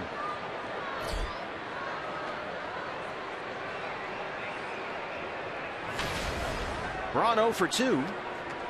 Struck out 3 times last night and then hit a home run. He's bidding for another one here. Drives Inciarte back, and that one is gone. A home run. Ryan Braun is second in as many nights, his 18th of the year, and it's 1-0 Milwaukee.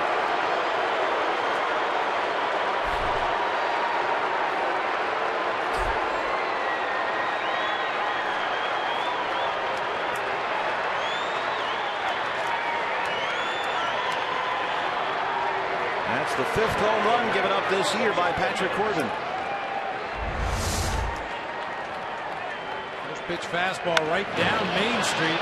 On a little bit tardy, but got the barrel on it and whistled it out of here to right field. Inciarte tried to climb the wall out there to no avail.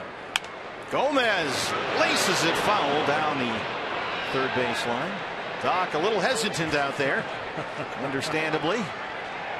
Just double checking.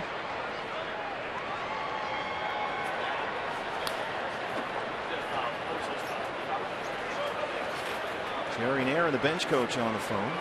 Checking with the video coordinator, Ryan Bronstein, right there. So that's foul. 0-2 on Gomez. Ryan Braun, number 17 last night. He gets his 18th here.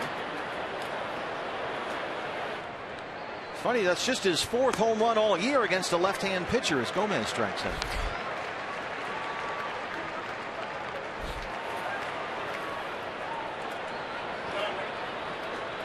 Seven strikeouts for Corbin, 1 down in the 6th. The second time he's got Gomez in this ball game. Big slider on the back door that time. Took a little bit extra off of that one. Got Gomez out in front. Adam Lind struck out his last time up. He's 0 for 2. Shift is on for the Diamondbacks. Strike 1 is in there.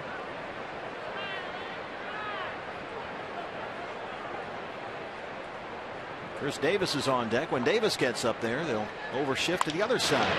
It's right into the shift. Owens from the outfield grass. A 4-3 put out from right field. 2 down. And now they'll all move over to the other side for Davis. One thing that's changed at that second base position with the exaggerated pull shifts and the second baseman moving out into shallow right field. It used to be, as a second baseman, you didn't have to have a particularly strong arm. Yeah. Very short throws, other than the double play relay from second to first. All your throws were very short from second base to first base, but not if you're standing halfway out in right field. Or CO, being a former shortstop, got plenty of arm to make that throw. Davis is grounded out and walked. Does that mean still, if you want to put the shift on, but your second baseman does not have a great arm, you still have to play him maybe in closer than you'd like to? Or you put the second baseman in a normal second base position and put your shortstop or third baseman out in shallow right field if the guy has such a weak arm you're not sure he can throw a guy out from right. All tied up there, and Corbin's ahead 0-2.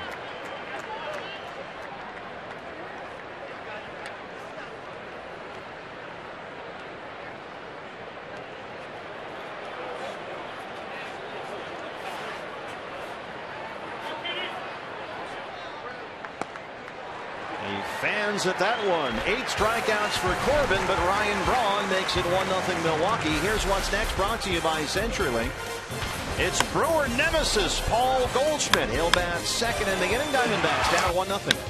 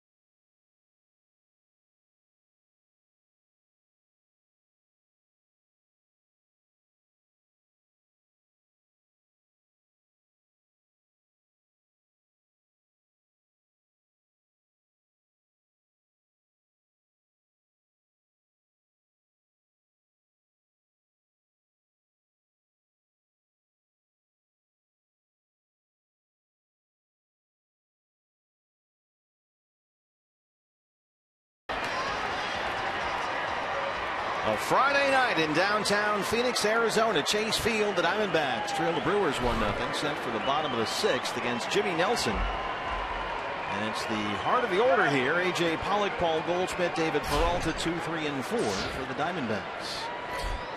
Nelson so far, 5 scoreless innings. He's given up just 3 hits. He's walked 3 and has 4 strikeouts. A.J. singled and stole the bases last time, up 1 for 2. And talk about a hot bat in the lineup. This is it. A.J. Pollock hitting just under .370 in July. He's got, well, now counting tonight, 26 hits in 18 games this month. Roll.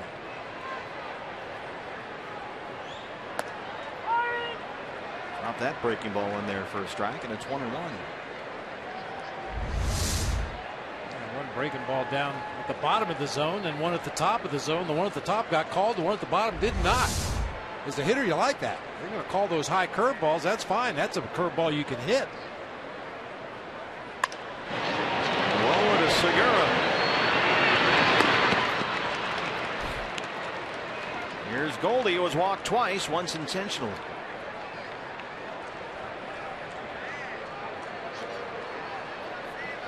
First baseman, Paul Goldschmidt. America's first baseman, leading the National League in batting average and RBIs. Triple Crown watch for Goldie this year. But just 1 home run in his last 23 games. He's due.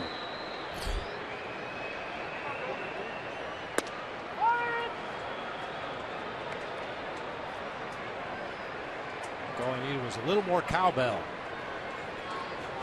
We all do. I got a fever. Nelson got the call there. It's 0-2.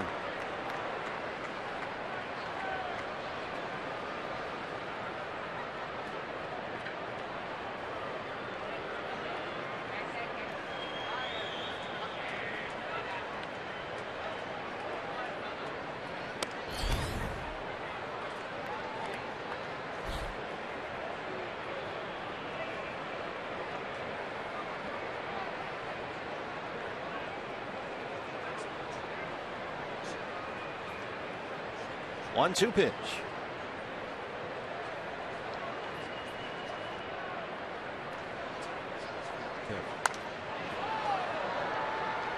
That last fastball from Jimmy Nelson to Paul Goldschmidt, he really reared back, put a little extra on it at 95. Watch him shake the right arm. Sometimes when you try to put a little too much on it, you overthrow, you get away from what you do successfully, and you get that tingling feeling in the tips of your fingers from trying to overthrow a pitch. It looked like Jimmy Nelson trying to shake out the tingles that time. Bouncer to Gomez at second. 2 down for Peralta. Yeah, that's not a feeling that as a pitcher that you probably want to have. Oh, no. Left fielder, David Peralta.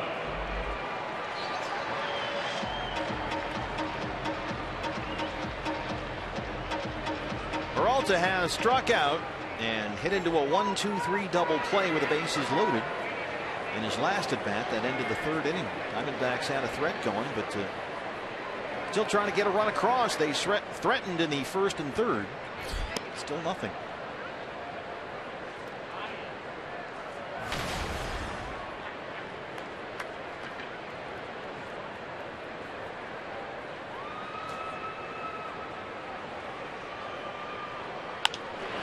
Shift is on. Peralta dunks one right in the middle of it. A 2-out single.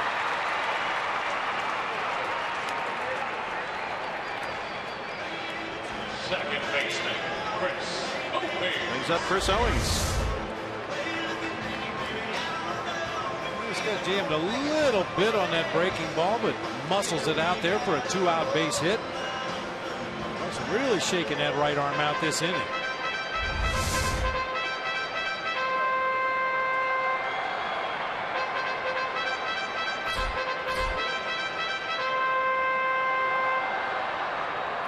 Chris Owings 0 for 2. He has struck out and flied out. How about this, partner? It's been almost 2 weeks since the Diamondbacks have hit a home run with a man on base. July 11th against the Mets' Matt Harvey. They've had a lot of chances, too.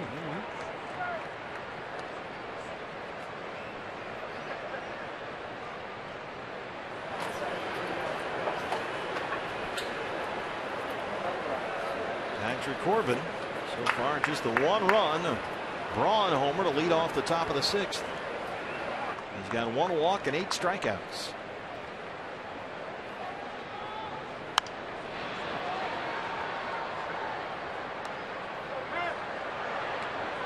And he's locked up in a pitching duel with Jimmy Nelson, who's creeping up on 90 pitches. He spent most of last season at AAA Nashville. He was 10-2 with a 1.46 ERA and was the Pacific Coast League Pitcher of the Year. That's a tough league in which to be a Pitcher of the Year. No kidding. So that's well earned.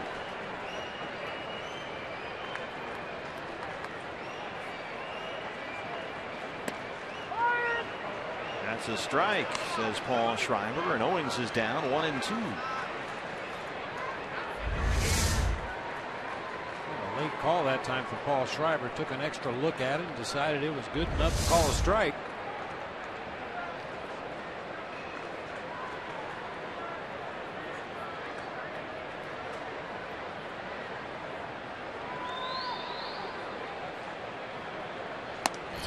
Owings strikes out again. They strand Peralta, and through 6, Jimmy's got a 1-0 lead.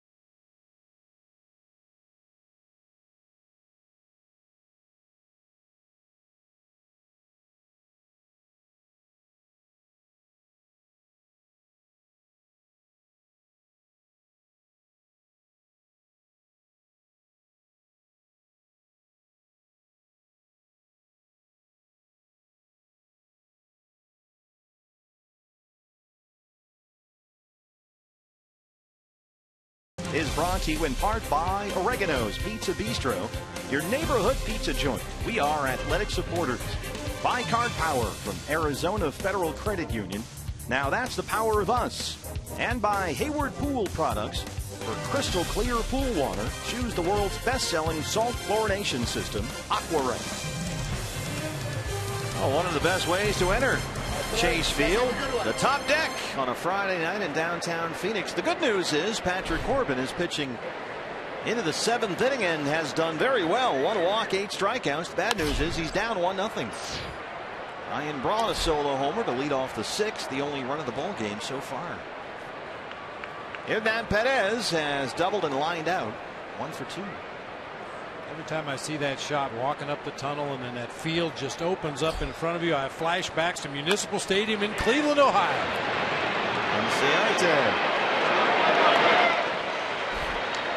Well, our place looks a lot nicer than that one. Oh, yeah. But I just mean that was my first experience with big league hardball in a real stadium. And you walk up that tunnel and it's claustrophobic and dark, and then all of a sudden the light and the green grass and all the colors in the stadium. I'm a parent, you know, and when the kids are little, wait on the rest of us. Now just wait on everybody else. You know, Michael was always running out in front. Well, that was me. at Cleveland Stadium when I was a kid. Couldn't wait to get down to the end of that tunnel and see that ballpark. So you want him to sort of absorb it and kind of step back and soak it in. Go ahead. Go ahead and do whatever you want to do. Hector Gomez, 0 for 2.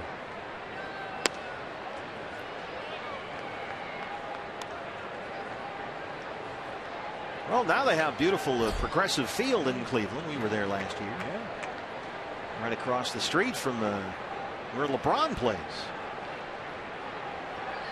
Good area of town. Big cut there by Gomez, 1-2.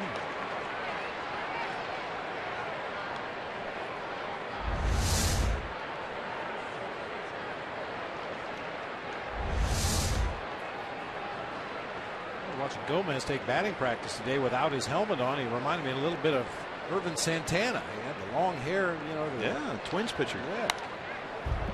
Doesn't quite have that chin strap beard that Santana does, but looked a lot like him. And this is a guy that Craig Counsell says is a tremendous defender. He's got a big arm. They like the glove a lot. The bat hasn't done a whole lot. He's 3 for his last 26 up there. And down, a ball and 2 strikes. Waves at that one. Oscar Hernandez completes the strikeout. Number 9 for Corbin, 2 down.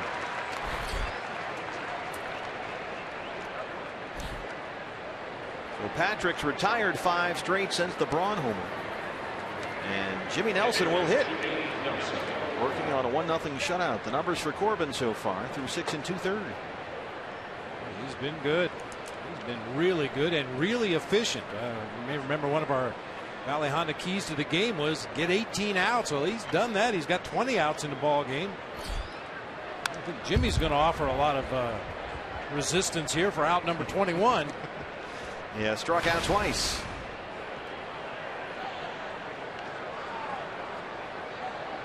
Patrick was great in his last start. A loss to the Giants. That was 2-1 Sunday here at Chase Field. He went 5 innings. Just 2 runs on 4 hits and 5 strikeouts. And he has been very encouraged, as we all have been, by the way he's looked since he come back from the surgery. I mean, that's what he said. It's the one thing you question the most. Will I be the same guy? You can do all the rehab and go through all that stuff. And 14, 15, 16 months worth, but you never really do know until you get back out there. Yeah, it's really hard to see any difference for Patrick Corbin. Of course, he may tell you differently out there on the mound. It's his arm after all, but mechanically, the action on his pitches, the velocity of his pitches, everything looks just like it did before the surgery. And he strikes out Jimmy. 10 strikeouts. That ties a career high for Patrick Corbin, who's through 7, but the Diamondbacks trail it 1-0.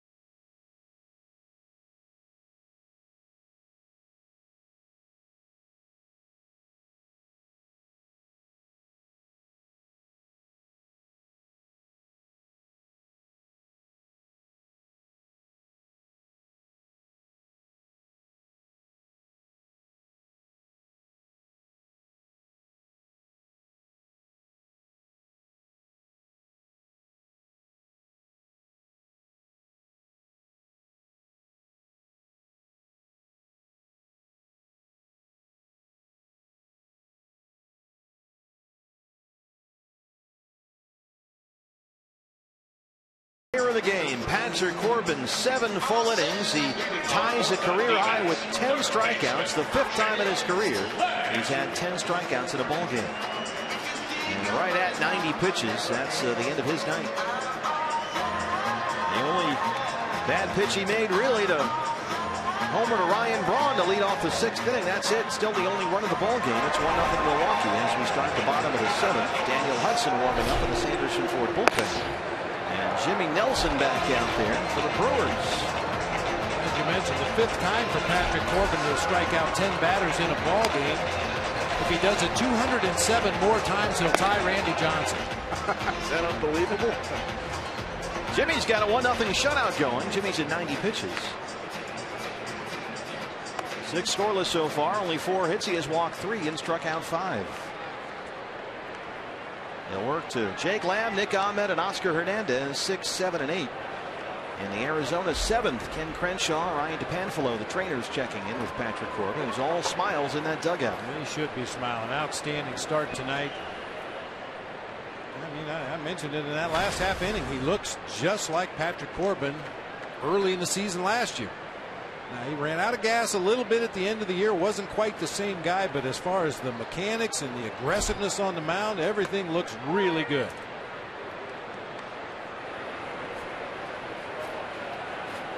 Score him a run now or 2. In 5 innings in his first 3 starts, pitches 7 full tonight. Jake Lamb leads it off. He's 0 for 2. The offense has not been there so far. Yes, he Wentz, Brian O'Nora down at 3rd, and Lamb is down 0-2. I'm sure a big day for Patrick Corbin will be coming up probably pretty soon when they just send him out there and let him pitch. No restrictions, no pitch counts. We don't know when that's going to happen. It depends on how he looks in starts that he has coming up, but man, he looks like he's a guy that ought to be let off the leash. Yeah, that's the great temptation, certainly, I'm sure. Just let him go. He looks fine, but you're going to be doubly cautious with this tremendous young left-hander. And should be a good ball game next week at Safeco Field. King Felix also pitched tonight for the Mariners. So that means it's Corbin and Hernandez. Mariners right now leading the Blue Jays 2-1 in the 5th inning in Seattle. We'll be there on Monday. Corbin and King Felix. That'll be fun.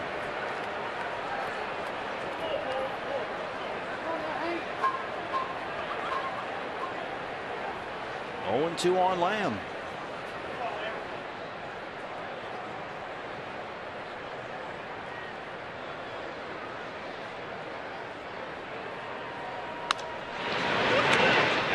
At first. Speaking of good young Diamondback pitchers, let's take a look at our State Farm report of the game. Braden Shipley, the first overall pick a couple of years ago out of Nevada last night for Robbie Hammock at AA Mobile. Another win for the Bay Bears, and look at those numbers for Braden. 3-0 in his last 3 starts with a 2.50 ERA. Was he and Aaron Blair were the 2 first-round picks 2 years ago, and both guys are very close. Zach Godley last night, sensational, just up from Mobile. And there are more Zach Godleys on the way. Here's Nick Ahmed. A couple of them down at Kane County. I know you've been watching the Cougars closely in the second half. They're 26-3. They never lose. Oh my goodness. Mark Grzelcyk, the manager down there, they had 4 of the Hops were named to the Northwest League All-Star team. Left-handed pitcher Cody Reed, right-hander Cameron Gann. Zach Curtis, my guy on there. Zach Curtis, who is the closer there at Kane County, was named by MinorLeagueBaseball.com as the minor league reliever player of the year for the first half of the season. Yeah, my notes mixed up there. There were 4 Hillsboro Hops named to the Northwest League besides Kane County going 26-3. The other 2 All-Stars for Hillsboro, Fernando Zuna, an infielder, and Zach Nayreer, an outfielder. Oscar Hernandez has struck out and walked. And boy, tonight, speaking of Patrick Corbin, Bob, I think we'd be remiss if we didn't mention Oscar Hernandez, who yanks that one foul. Oscar, it seemed, and Patrick worked very well together, at least from watching up here. There had been some communication issues with Chase Anderson before, but boy, those two worked really well together down there. Seemed to be on the same page most of the night.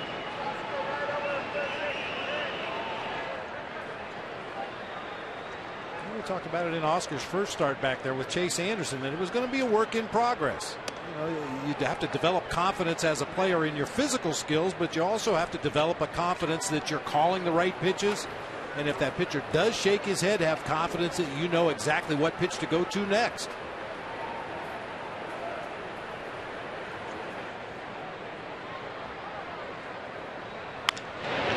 Oscar hits one into left. A base hit for Oscar Hernandez.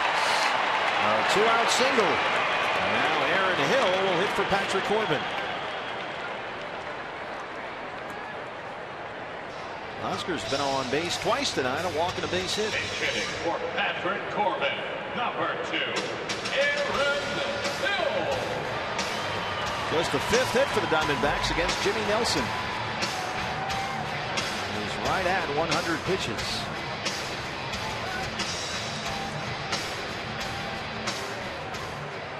Brewers bullpen is busy. There's some action down there as Aaron Hill steps in. 222 and 4 home runs. Jeremy Jeffress warming up in the Milwaukee pen. Aaron 1 for 3 in his start last night.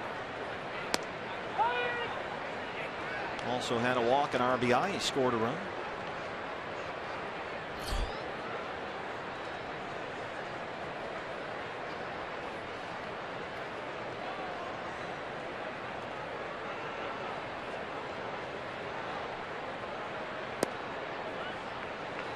Diamondbacks about hit the Brewers 5-4, but they trail at 1-0. Ryan Braun a solo homer.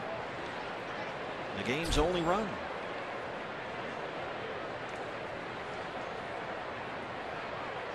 And one of just 4 hits given up by Patrick Corbin. The 18th of the year for Braun, who homered here last night. Off the middle, but Segura is there. But a short way for the force on Hernandez, and that's the inning.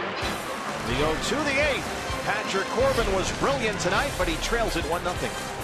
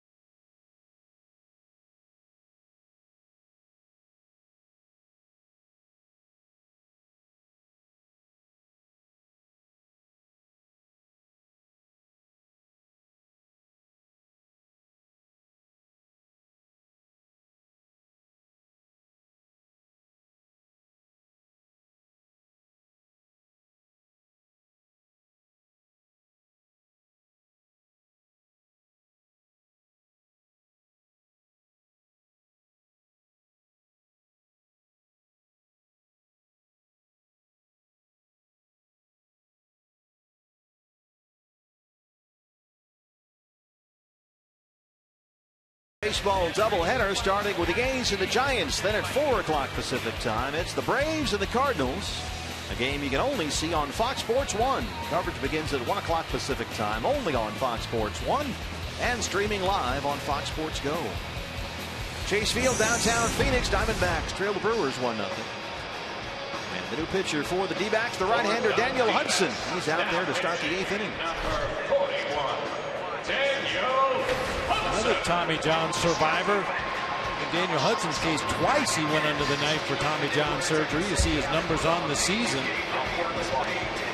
Been really good here at home lately. His last 14 appearances here at home, he's recorded 24 strikeouts in 17 innings, giving up only 1 earned run.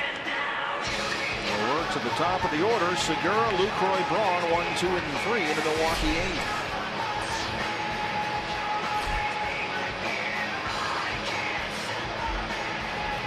Jimmy Nelson working on a 1-0 shutout, but he's over 100 pitches now. The Brewers bullpen has been busy.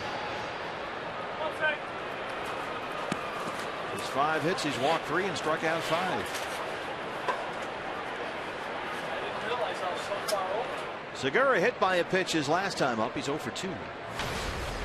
Although the pitch did not appear to hit him, he was awarded the base anyway. Not enough clear and convincing evidence for the Diamondbacks to challenge the call.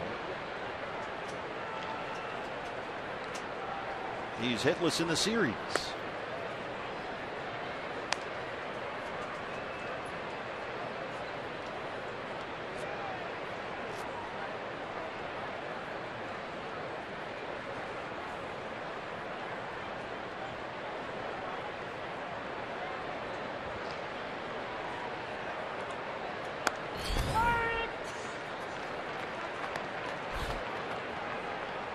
Well, velocity has not been a problem for Daniel Hudson, coming off 2 Tommy John surgeries. We've seen him several times this year get up to 99.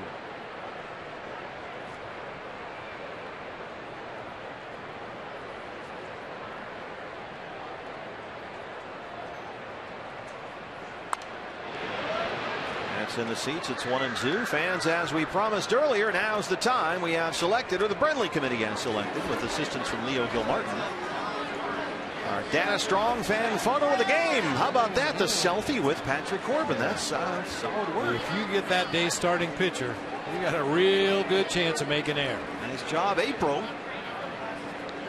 Who tweeted us her fan photo using the hashtag #AZDanaStrongFan. And now she's on TV. That's all brought to you by T-Mobile. 1 and 2 on Segura. That one got Oscar Hernandez, but he's okay.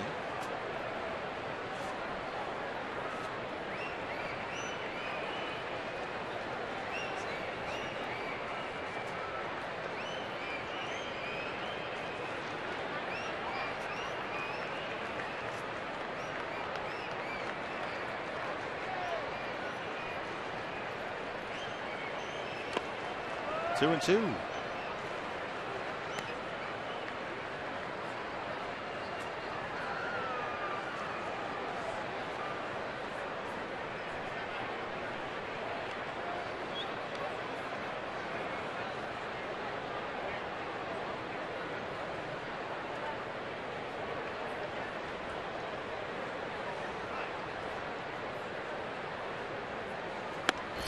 Called strike 3. 96. He spots the fastball. 1 down.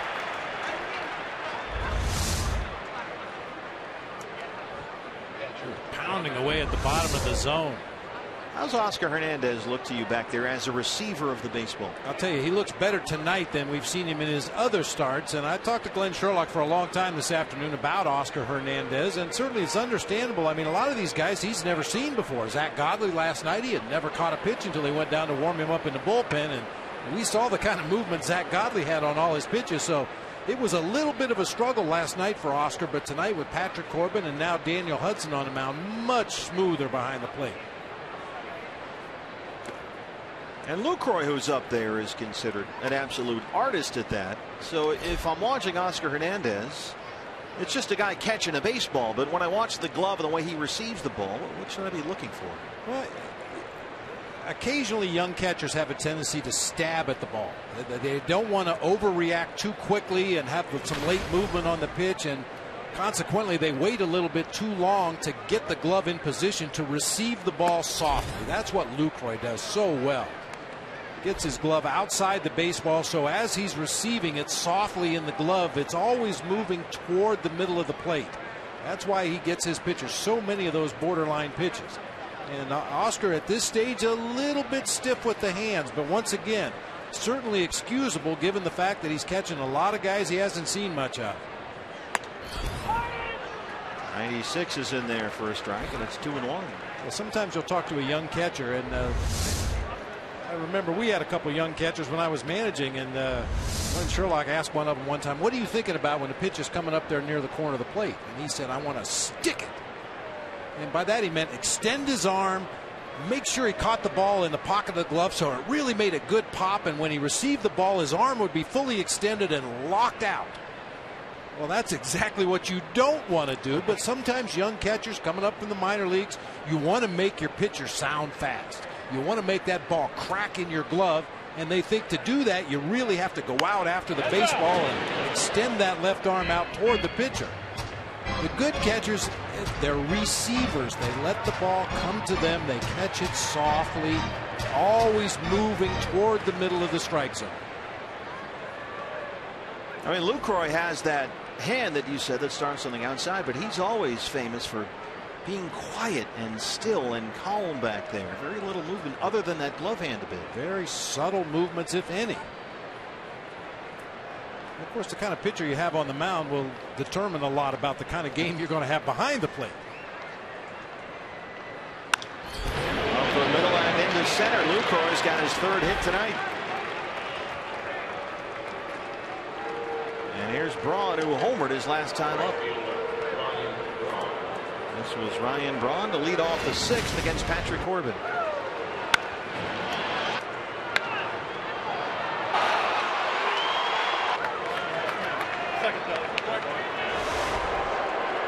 And the Boo Birds are out here. Chase, a little too loud for some.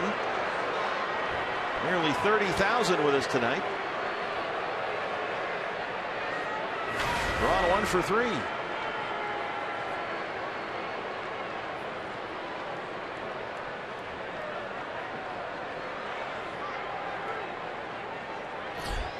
Ryan Braun, his first time up, hit a ball on which Nick Abed made an absolutely sensational play on.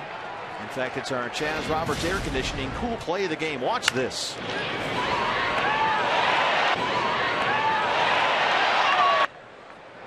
It's unbelievable. It really is. I mean, to make an adjustment, that ball came up a little higher than Nick was expecting, and to make an adjustment while your body is parallel to the ground in a dive and still be able to move your glove into the right position to make that play, just fantastic.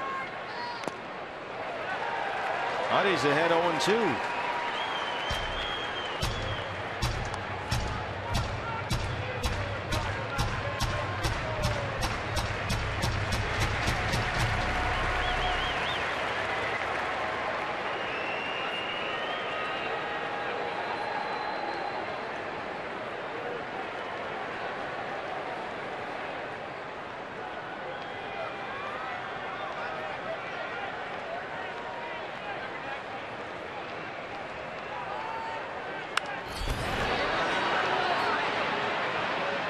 Both teams ahead of the Diamondbacks in the NL West are winning tonight. Dodgers have already won. They beat the Mets 7-2. Giants hosting the A's. San Fran leads that one 4-1 in the fifth.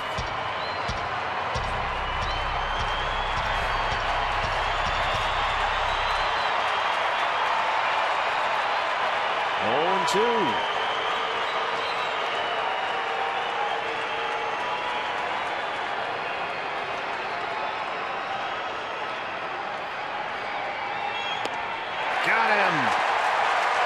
Second strikeout for Daniel Hudson. 2 down.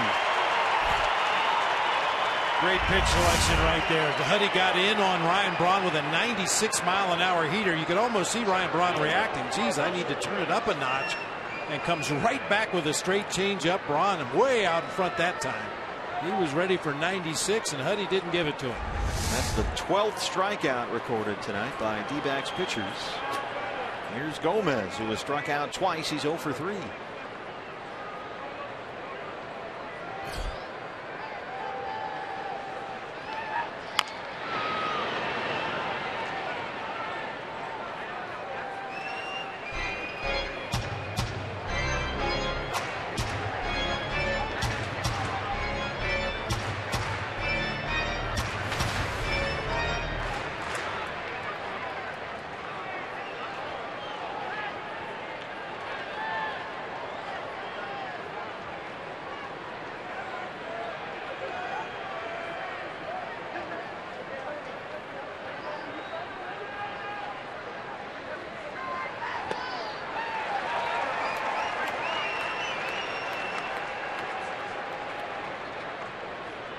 Everything sharp for Daniel tonight. His fastball's got a lot of late life.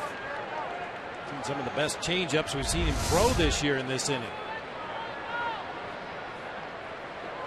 17 pitches for Huddy so far, 13 strikes. He's got 2 punch outs already. He's ahead of Gomez 0-2. Here it is.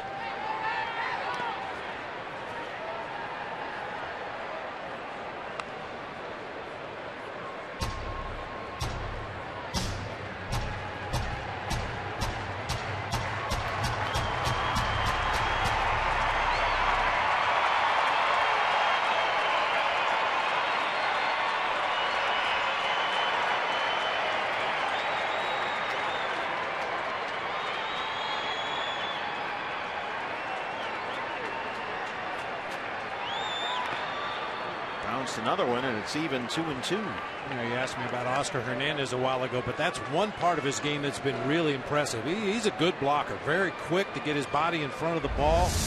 Usually squares it up right in the middle of the chest protector and then quickly gets to his feet to recover. He's done a nice job blocking those balls in the dirt. Textbook.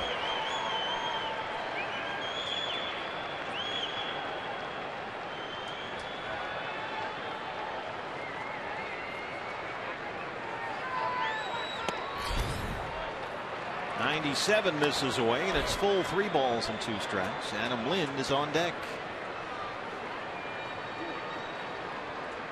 How about this? They're already moving some Godley jerseys after last night. It's easy to see why. That was a lot of fun. Zach Godley last night. His major league debut. Sensational.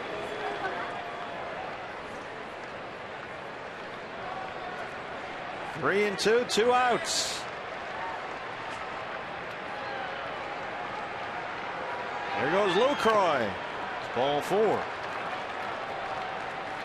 So Lynn will be the hitter with 2 on and 2 out. Hudson was ahead of Gomez, and you got the lefty coming up. Here comes Chip Hale.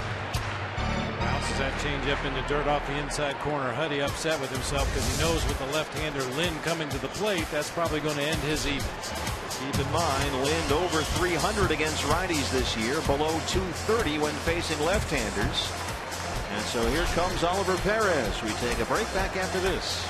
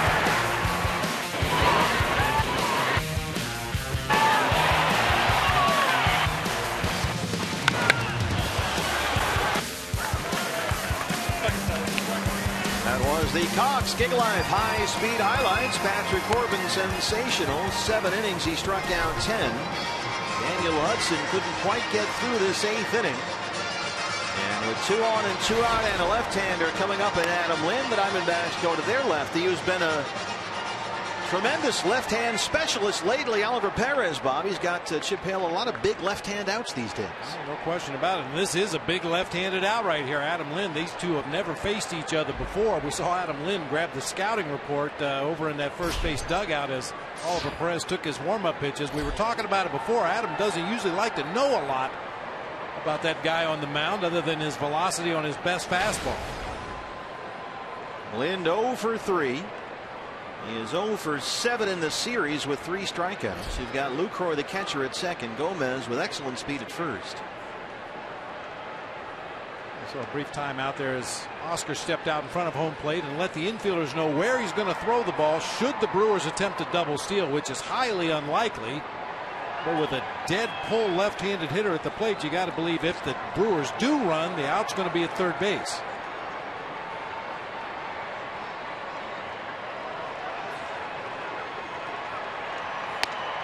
Strike 1.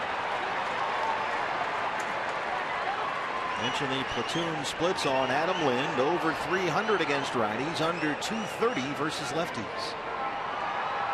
And all of his 16 home runs this year have come against right-hand pitchers.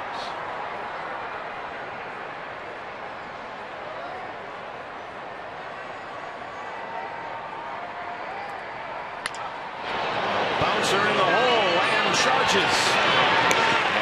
Perez gets another big out and keeps it a 1-0 ball game. Bottom 8 coming up, top of the order up for the Diamondbacks.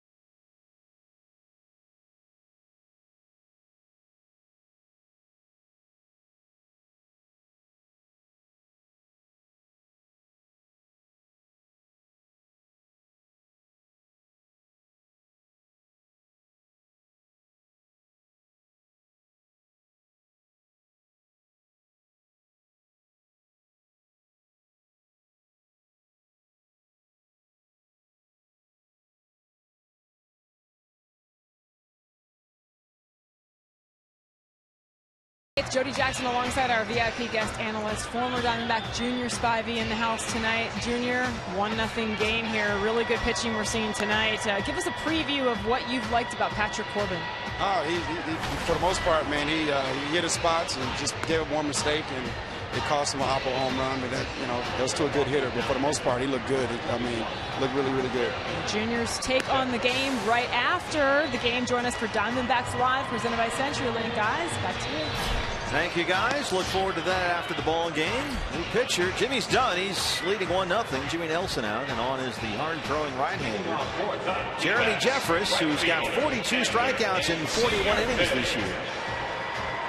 But he has not pitched in a while. Last pitch last Sunday against the Pirates. So he's got a fresh arm, maybe a little rusty. Ender Inciarte, A.J. Pollock, and Paul Goldschmidt 1, 2, and 3 in the Diamondback 8th inning.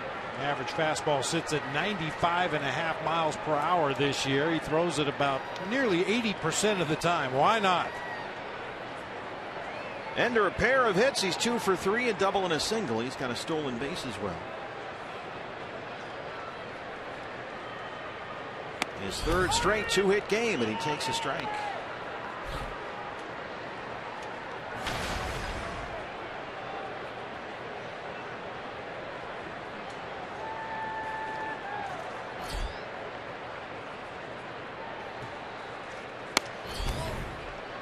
96 misses. It's 1-1. You've heard me say occasionally about a pitcher that he jumps at the hitter.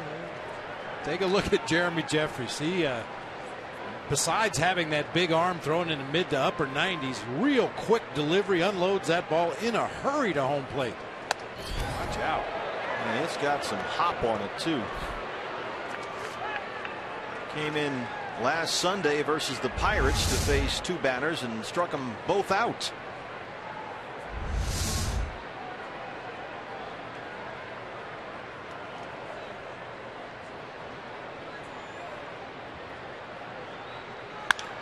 Base hit by a diving Adam Lynn. Tying runs aboard for the Diamondbacks to lead it off. Ender's third hit tonight.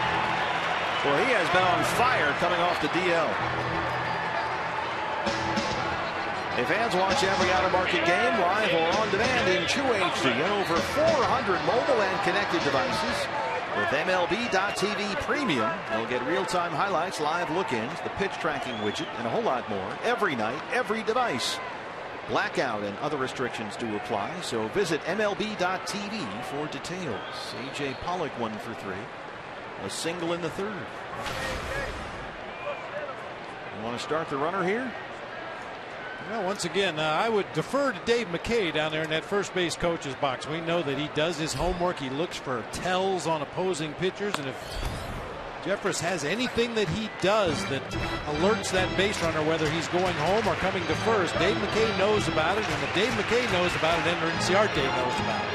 And you're also, if you decide to try and swipe a bag here, or going to steal against a guy who's going to give Lucroy a 97-mile-an-hour fastball, so he's not throwing changeups up there.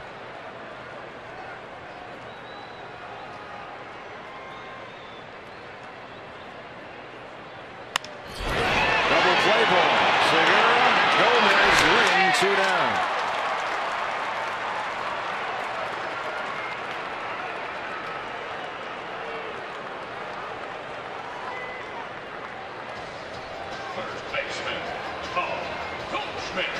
That's the third double play the Diamondbacks have hit into tonight. Brad Ziegler warming up in the Sanderson Ford bullpen. 2 down, nobody on for Goldie. He has walked twice and grounded out 0 for 1.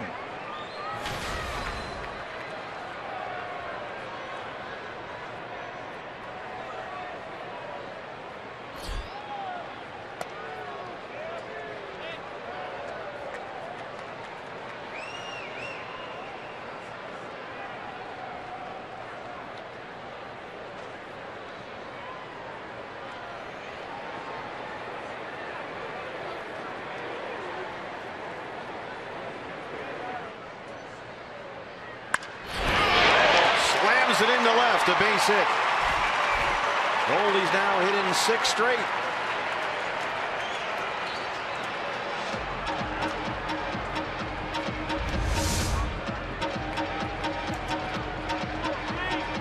A lot of top spin on that line drive. Got over the head of Gene Segura at shortstop and dropped right down to the outfield grass right behind him. You got the left hand hitting David Peralta coming up. Craig Counsell wants a left-hander out of his bullpen. Will Smith coming in out of the Milwaukee pen to work to Peralta. 2 down, bottom 8th, back after this.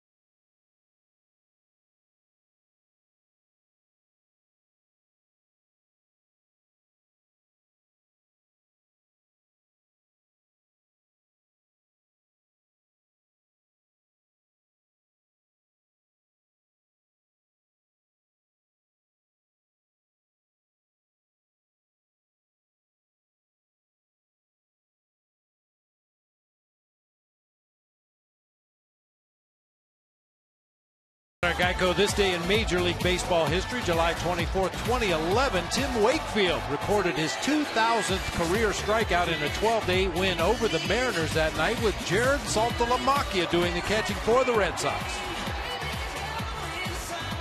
Well, you got a Prada bag with a lot of stuff in it. It's Will Smith. His 46th appearance of the year, an outstanding 1.77 ERA, and 49 strikeouts in just under 36 innings. David Peralta, the scheduled hitter. As soon as Will Smith came in, Chip Hale recalled Peralta, and out comes Yasmani Tomas, the right-hand hitter, to bat against the left-hander Smith.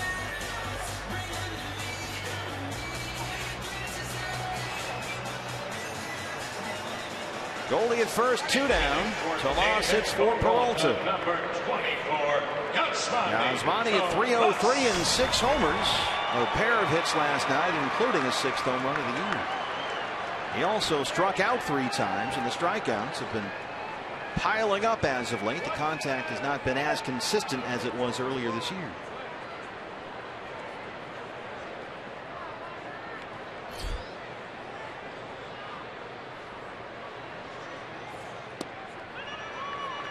This was Yasmani last night. A home run to lead off the second against Mike Fiers. Some of that opposite field power we've seen so much of. Always got that quick move over there.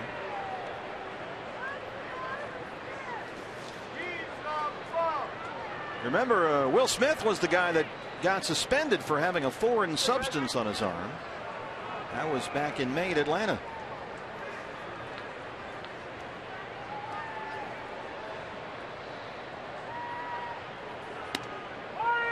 That's in there for a strike. It's 1-1.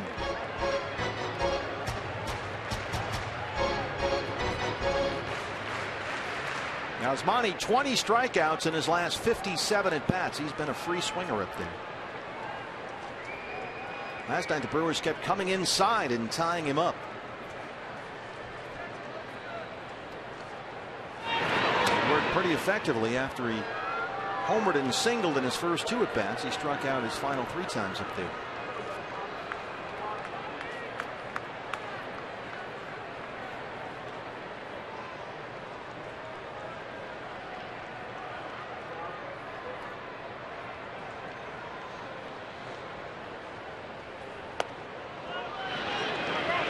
Two and one.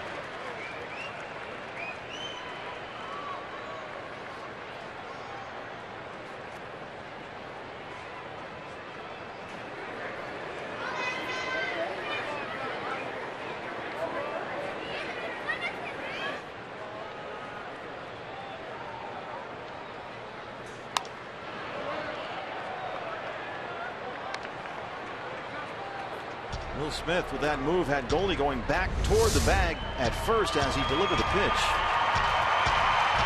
Inner half.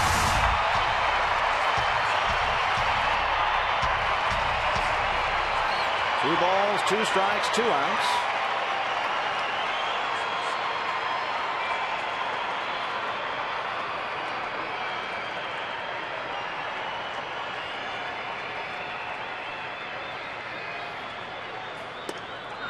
It's full, 3-2. Chris Owings would be next.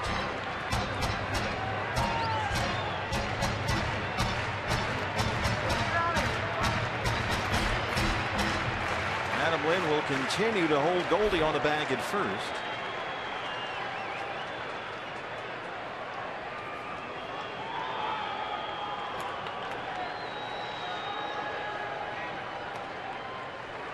Goldschmidt holds, and Tomas looks at strike 3.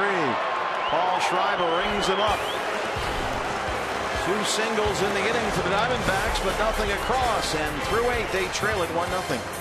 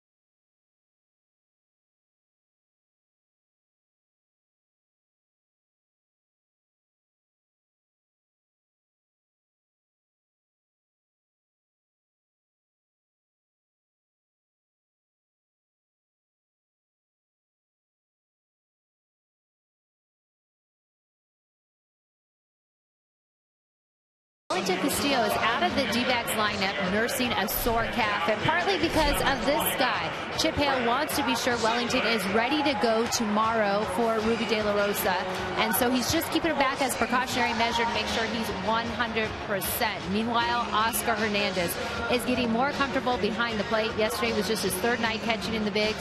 And Oscar's biggest challenge has been getting the trust of his staff. But last night was a big step in the right direction for the 23-year-old's confidence. Godley said he leaned on Hernandez in his debut. And knowing he was needed to help Godley settle in, Oscar told me helped him actually calm his own nerves and get back to the basics in baseball, having fun, going out there, really relying on instinct and calling a good game. And it paid off. The young battery looked composed beyond their years. And if you guys have been talking all throughout the night, you're noticing some differences in Oscar's game tonight. Ninth inning defensive changes for the Diamondbacks. Ender Inciarte moves from right to left, replacing David Peralta. Yasmani Tomas out there in right. Brad Ziegler on the mound and hitting for Chris Davis. It's former Diamondback Gerardo Parra. Sixth in the National League at .317. He's got 9 homers. Parra 1 for 3 last night. He's hit safely in 6 straight.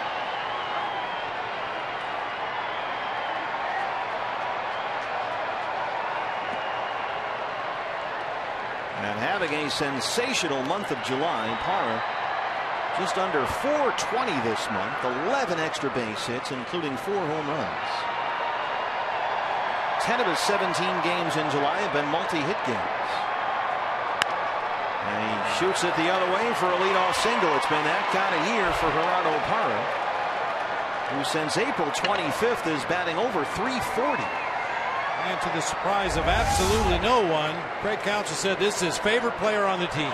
He said Gerardo Parra shows up every day with a smile on his face, high energy player, team guy first, and just having himself a bang up offensive season.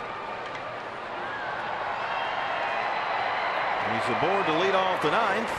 Hernan Perez, now the third baseman, doubled in the second. He's 1 for 3.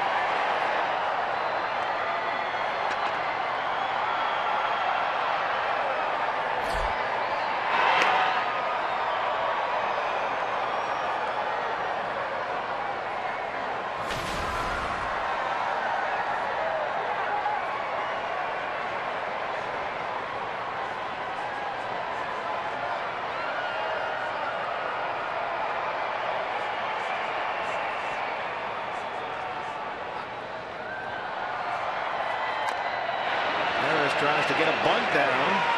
That's a foul ball.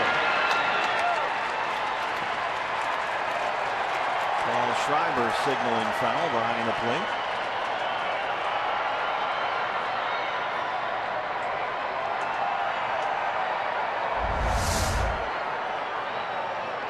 Rose has 2 sack bunts on the season. Oh, that went right off of home plate, trampolined high up in the air. That was very close right there. Paul Schreiber standing right behind the play. In his estimation, when Oscar made contact with the ball was in foul territory.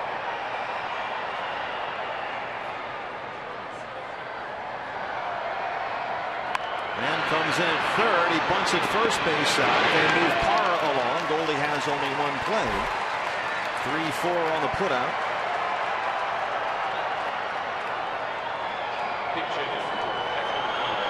Now we'll see a pinch hitter for Hector Gomez, Scooter Gennett.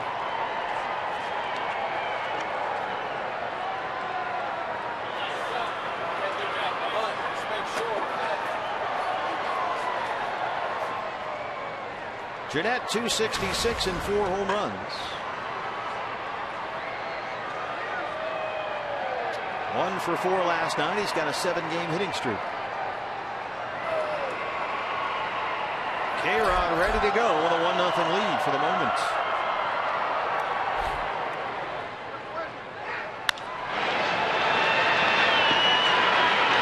Owings throws him out. Parra moves up, 2 down.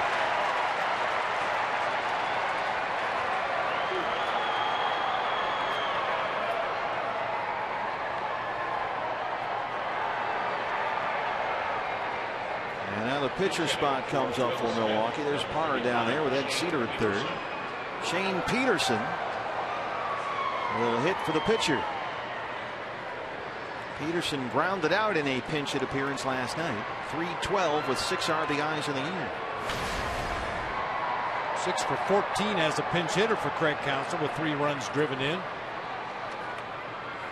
Counts is down to his backup catcher, Martin Maldonado, as far as position players on that Brewers bench.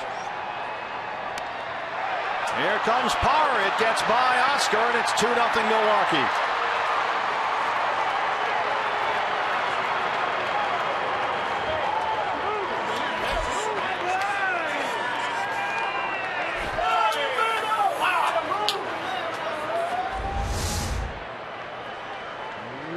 Pulled that sinker way off the plate inside to Peterson.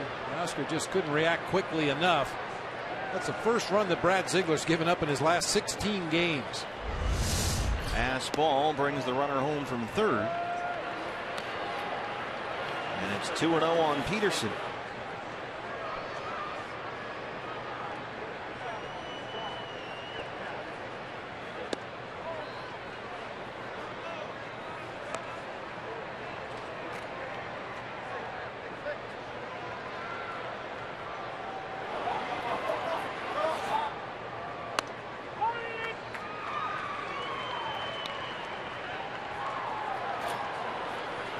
Parra, he'll be a free agent next season. A lot of teams are interested now and then in the wintertime. I heard Craig Counsell on the radio say, I sure hope he's back with us next year.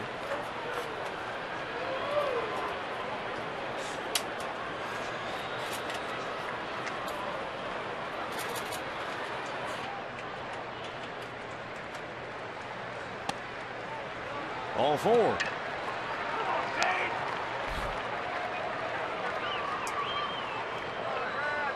Brings up Gene Segura. Shortstop Gene Segura.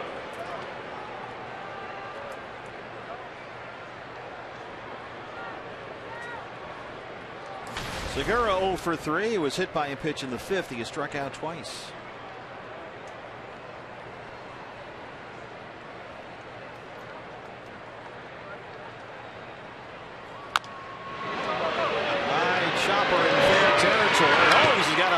Segura runs well and they get the out, but the Brewers get a run. Bottom 9 coming up. Diamondbacks trail it 2-0.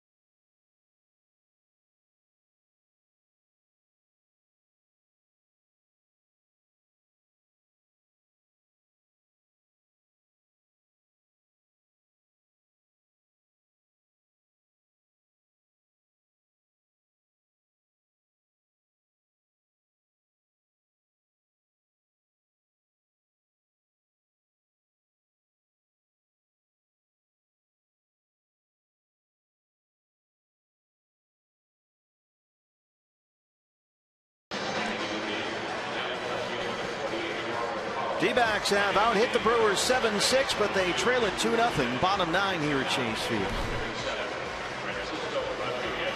New pitcher for Milwaukee, the closer, it's K-Rod. Francisco Rodriguez, a perfect 21 for 21 in save opportunities this year. He has not given up a run on the road this season, and is 8th on baseball's all-time saves list, 369. He's done this before. Yes, he has, a couple of times. The velocity isn't quite what it used to be, but he's turned into a crafty pitcher at this stage of his career. He throws nearly as many changeups as he does fastballs. Also has a good curveball that he'll mix in on occasion. A lot of movement in his delivery. Gives you a lot of things to look at out there on the mound before delivering that ball to home plate. Defensively behind him, some changes for Milwaukee. Scooter Gennett stays in the ball game. He'll take over at second base, and Parr is in left field, replacing Chris Davis. Chris Owings leads off the ninth for the Diamondbacks. Owings, Lamb, Ahmed, 5, 6, and 7 scheduled up. Trying to break the seal on K-Rod. 21 for 21 in save opportunities. 21 innings. He's yet to allow a run in a save opportunity. How about that? CO 0 for 3. He has struck out twice.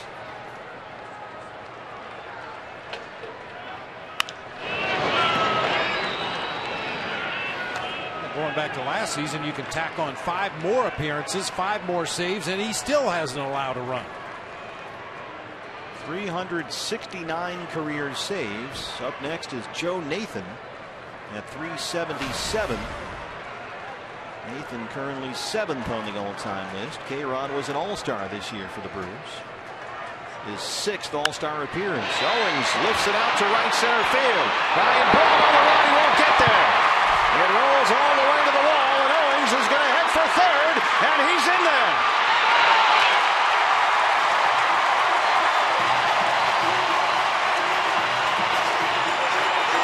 Fourth triple for Chris Owings.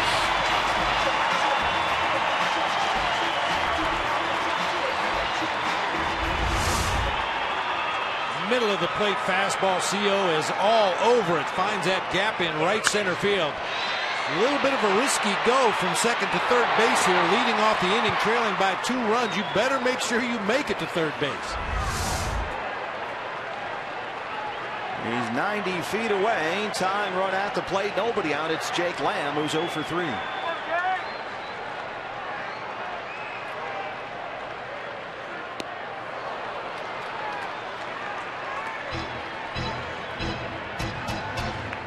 Diamondbacks this year leading the National League in triples. Big ballpark, good hitters, aggressive base runners. 0-1 on Lamb.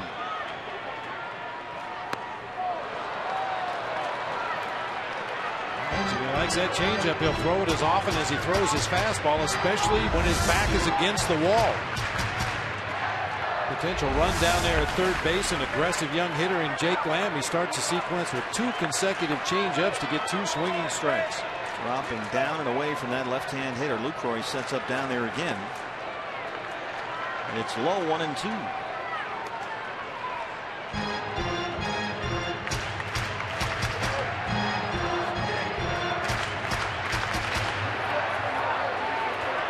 Wellington Castillo and Cliff Pennington in their returner ward. Helmets on, bat in hand.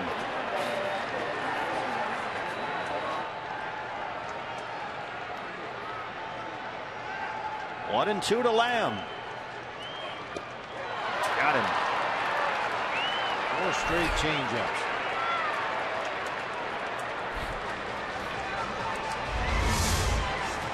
That's a good one. A lot of motion.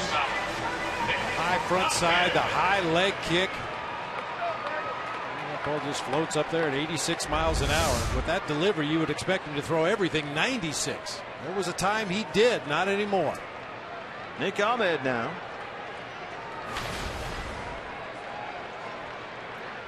Nick 0 for 3. He is 2 for his last 34 at the plate.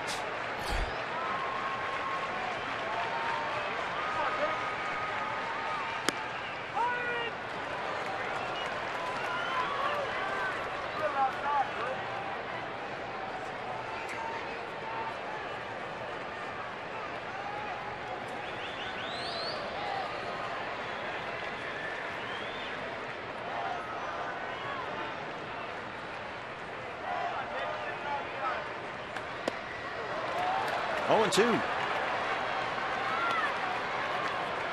Cliff Pennington in the on-deck circle. He would hit for Oscar Hernandez. Pitcher spot due up after that.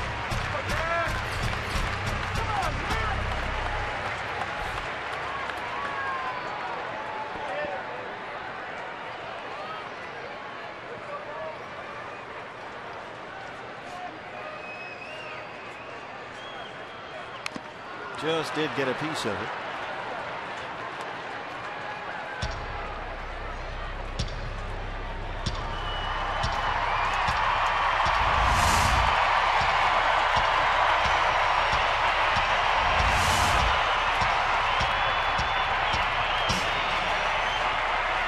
Pitches, 8 strikes for K-Rod, ahead of Ahmed 0-2.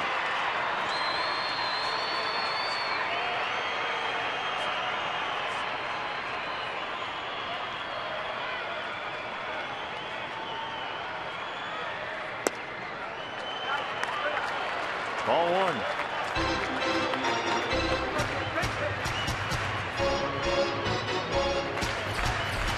Diamondback Live post-game show. Junior Spivey with us tonight. That follows our ball game. Same 2 teams tomorrow, a 5-10 start. Taylor Youngman from Milwaukee. Ruby De La Rosa for the Diamondbacks. 1-2 to Ahmed. Fly ball center field. Gomez in front of the warning track. Here comes Owens. 2-1 ball game. There's Amanda.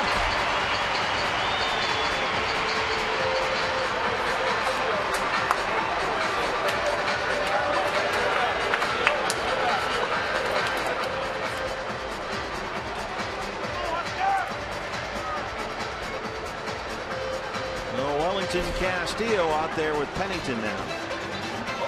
And Wellington will hit for Oscar Hernandez. He's missed the last couple of games. Tightness in his hamstring, although he did come up in the 9th inning last night and deliver a pinch hit single in that ball game, but limped badly as he ran it out. And he sat out the ball game and had a late hit, looking for another one right here.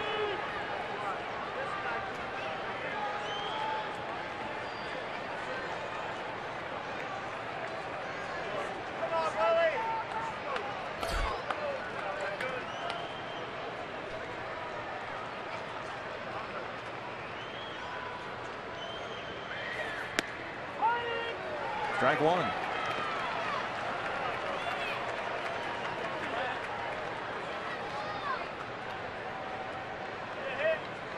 By the way, they changed the scoring on that run in the top of the 9th inning. It was a pass ball. It's now been changed to a wild pitch.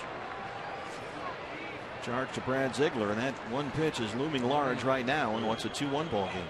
It was 1-0 at the time. Segura on the short hop. And Castillo, that bad hand, he can barely run it out. And that's the ball game. The Brewers take it 2-1. They even the series at a game apiece.